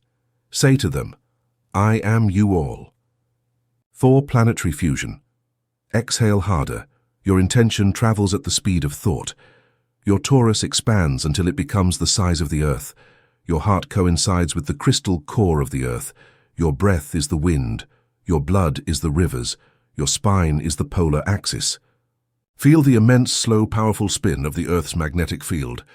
You are no longer a small person. You are the planet. Feel the weight, the majesty, the infinite patience of Gaia. Rest in that immensity. There is no longer anything to fear, because there is nothing outside and everything is within your care. 5. The cosmic ocean. 1 last push. Expand beyond the atmosphere, past the moon, past the sun. Dissolve into the velvety black of infinite space. Your torus opens so much that its walls disappear. There is no longer form, there is only pure consciousness. Liquid light. You are the unified ocean, you are the 0-point field. Stay there for a moment, without a name, without a history, without pain, without time, only existence. Absolute peace. 6. The return, the conscious drop. Slowly, very slowly, begin to contract your attention back. Return to the galaxy, return to the solar system, return to Earth, return to your city, to your room, to your body. Feel the weight of your body on the chair. Move your fingers, open your eyes, look around you. It seems everything is the same, the walls are solid, your hands are physical. But you know the truth. You know that that solidity is a trick of the light. You know that although you have returned to the shape of the drop, you bring with you the memory of the ocean. You bring with you the frequency of wholeness. Now your personal shield is not a wall of fear. It is a skin of light that allows you to function in the world, play the game of individuality, love specific people, do your work. But in the depths of your eyes, the ironic and calm spark of one who knows the secret shines. You know that the other is just a costume that you yourself are wearing in another coordinate. You know that scarcity is impossible because you are the source. You know that death is just taking off the diving suit to return to the air. Conclusion. The fertile silence and the beginning of the great work. We have walked together through the microscopic and macroscopic corridors of your being. We have descended into the darkness of the cell nucleus, navigated the electrical currents of your nervous system, and ascended to the geometric light of the quantum fields. I have given you detailed maps of the territory. I have given you the theory of toroidal navigation. I have shown you where the hidden switches of your biology are, how to seal the leaks in your aura, and how your voice and gaze can ignite the engine of creation. But a map is not the territory, and a flight instruction manual is not flying. Now begins the true alchemy, and alchemy, my friend, does not happen in theory or in the comfort of listening to an audiobook while taking a walk. Alchemy happens in the mud of daily life. It is easy to feel like a being of light or a homo luminous while listening to these words, protected in your meditation bubble, inspired by the promise of evolution and coherence. The true challenge and the true mastery begins at the exact moment you take off your headphones and face the first low vibration test of your day.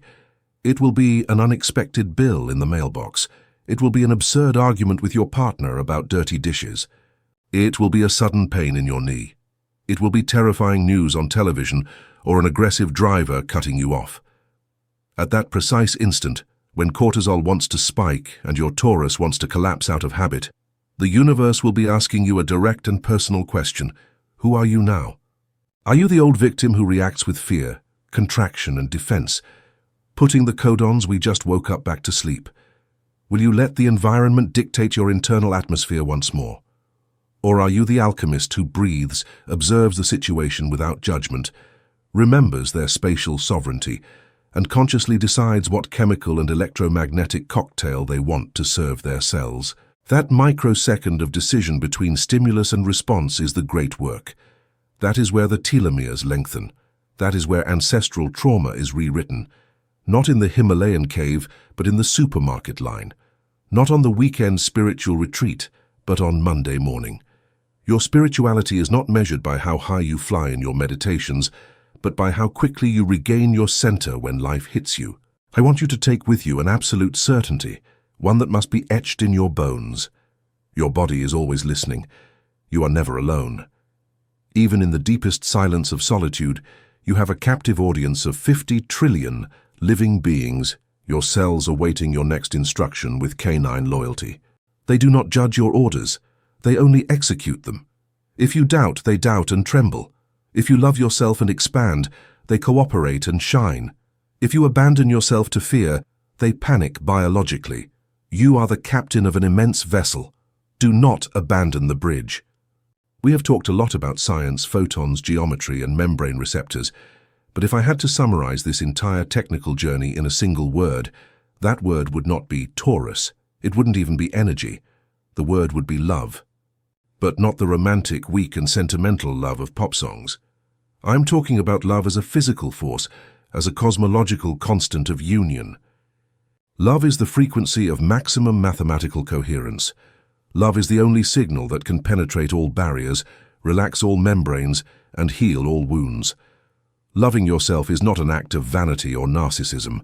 It is an act of high-precision biological engineering. When you treat yourself with compassion, when you speak to yourself with kindness, when you forgive your mistakes, you are optimizing your operating system. You are creating the perfect low-resistance environment for your Akashic record to download its wisdom and for your Taurus to spin without friction. It is possible that in the days to come you will feel fear. It is possible that you will fall into old reactive patterns. It is possible that you will get sick, stressed, or yell at someone. When that happens, and it will happen, because you are human, and the process of evolution is not a straight line, do not judge yourself. Judgment is toxicity. Judgment breaks the field again. Simply observe it. Remember the chapter on attention. Be the silent witness. And gently, with infinite maternal patience toward yourself, get back on the horse. Choose the light again. Breathe again. Mastery is not about never falling. It is about drastically reducing the time it takes to get up. What used to take you weeks of depression and disconnection will now take days, then hours, then minutes, until you reach the point where the correction is instantaneous in real time, a simple flicker of consciousness. I also want to remind you of your responsibility. By receiving this knowledge, You have lost the right to ignorance. You can no longer say, "I didn't know my thoughts were making me sick," or "I didn't know my energy affected others." Now you know. You have seen the mechanics behind the curtain, and this knowing carries a sacred duty to the collective. The world is thirsty. Humanity is lost in a desert of fear, polarization, and disconnection. You have become a well of fresh water. By keeping your frequency high, by taking care of your inner garden, you become a living option for others. Without preaching, without trying to convince anyone with logical arguments, your mere presence demonstrates that it is possible to live differently. Your regulated nervous system will calm the anxious nervous systems around you through limbic resonance. Your coherence will order the chaos in your home and at your office without you saying a word. That is your mission. You don't have to save the world by carrying it on your shoulders. You just have to heal yourself, hold your note, and the world will change around you by pure physics of entrainment. So take one last deep breath with me in this shared space. Inhale the infinite possibility that surrounds you. Exhale any residue of old limitation. Feel your body, not as a limited and fragile machine of flesh, but as a galaxy of vibrant stars, held together by the gravity of your own loving consciousness. You are the guardian of an ancient treasure that humanity had forgotten. You are the editor of a sacred book that is written with every heartbeat. You are the exact point where the past dissolves and the future is created.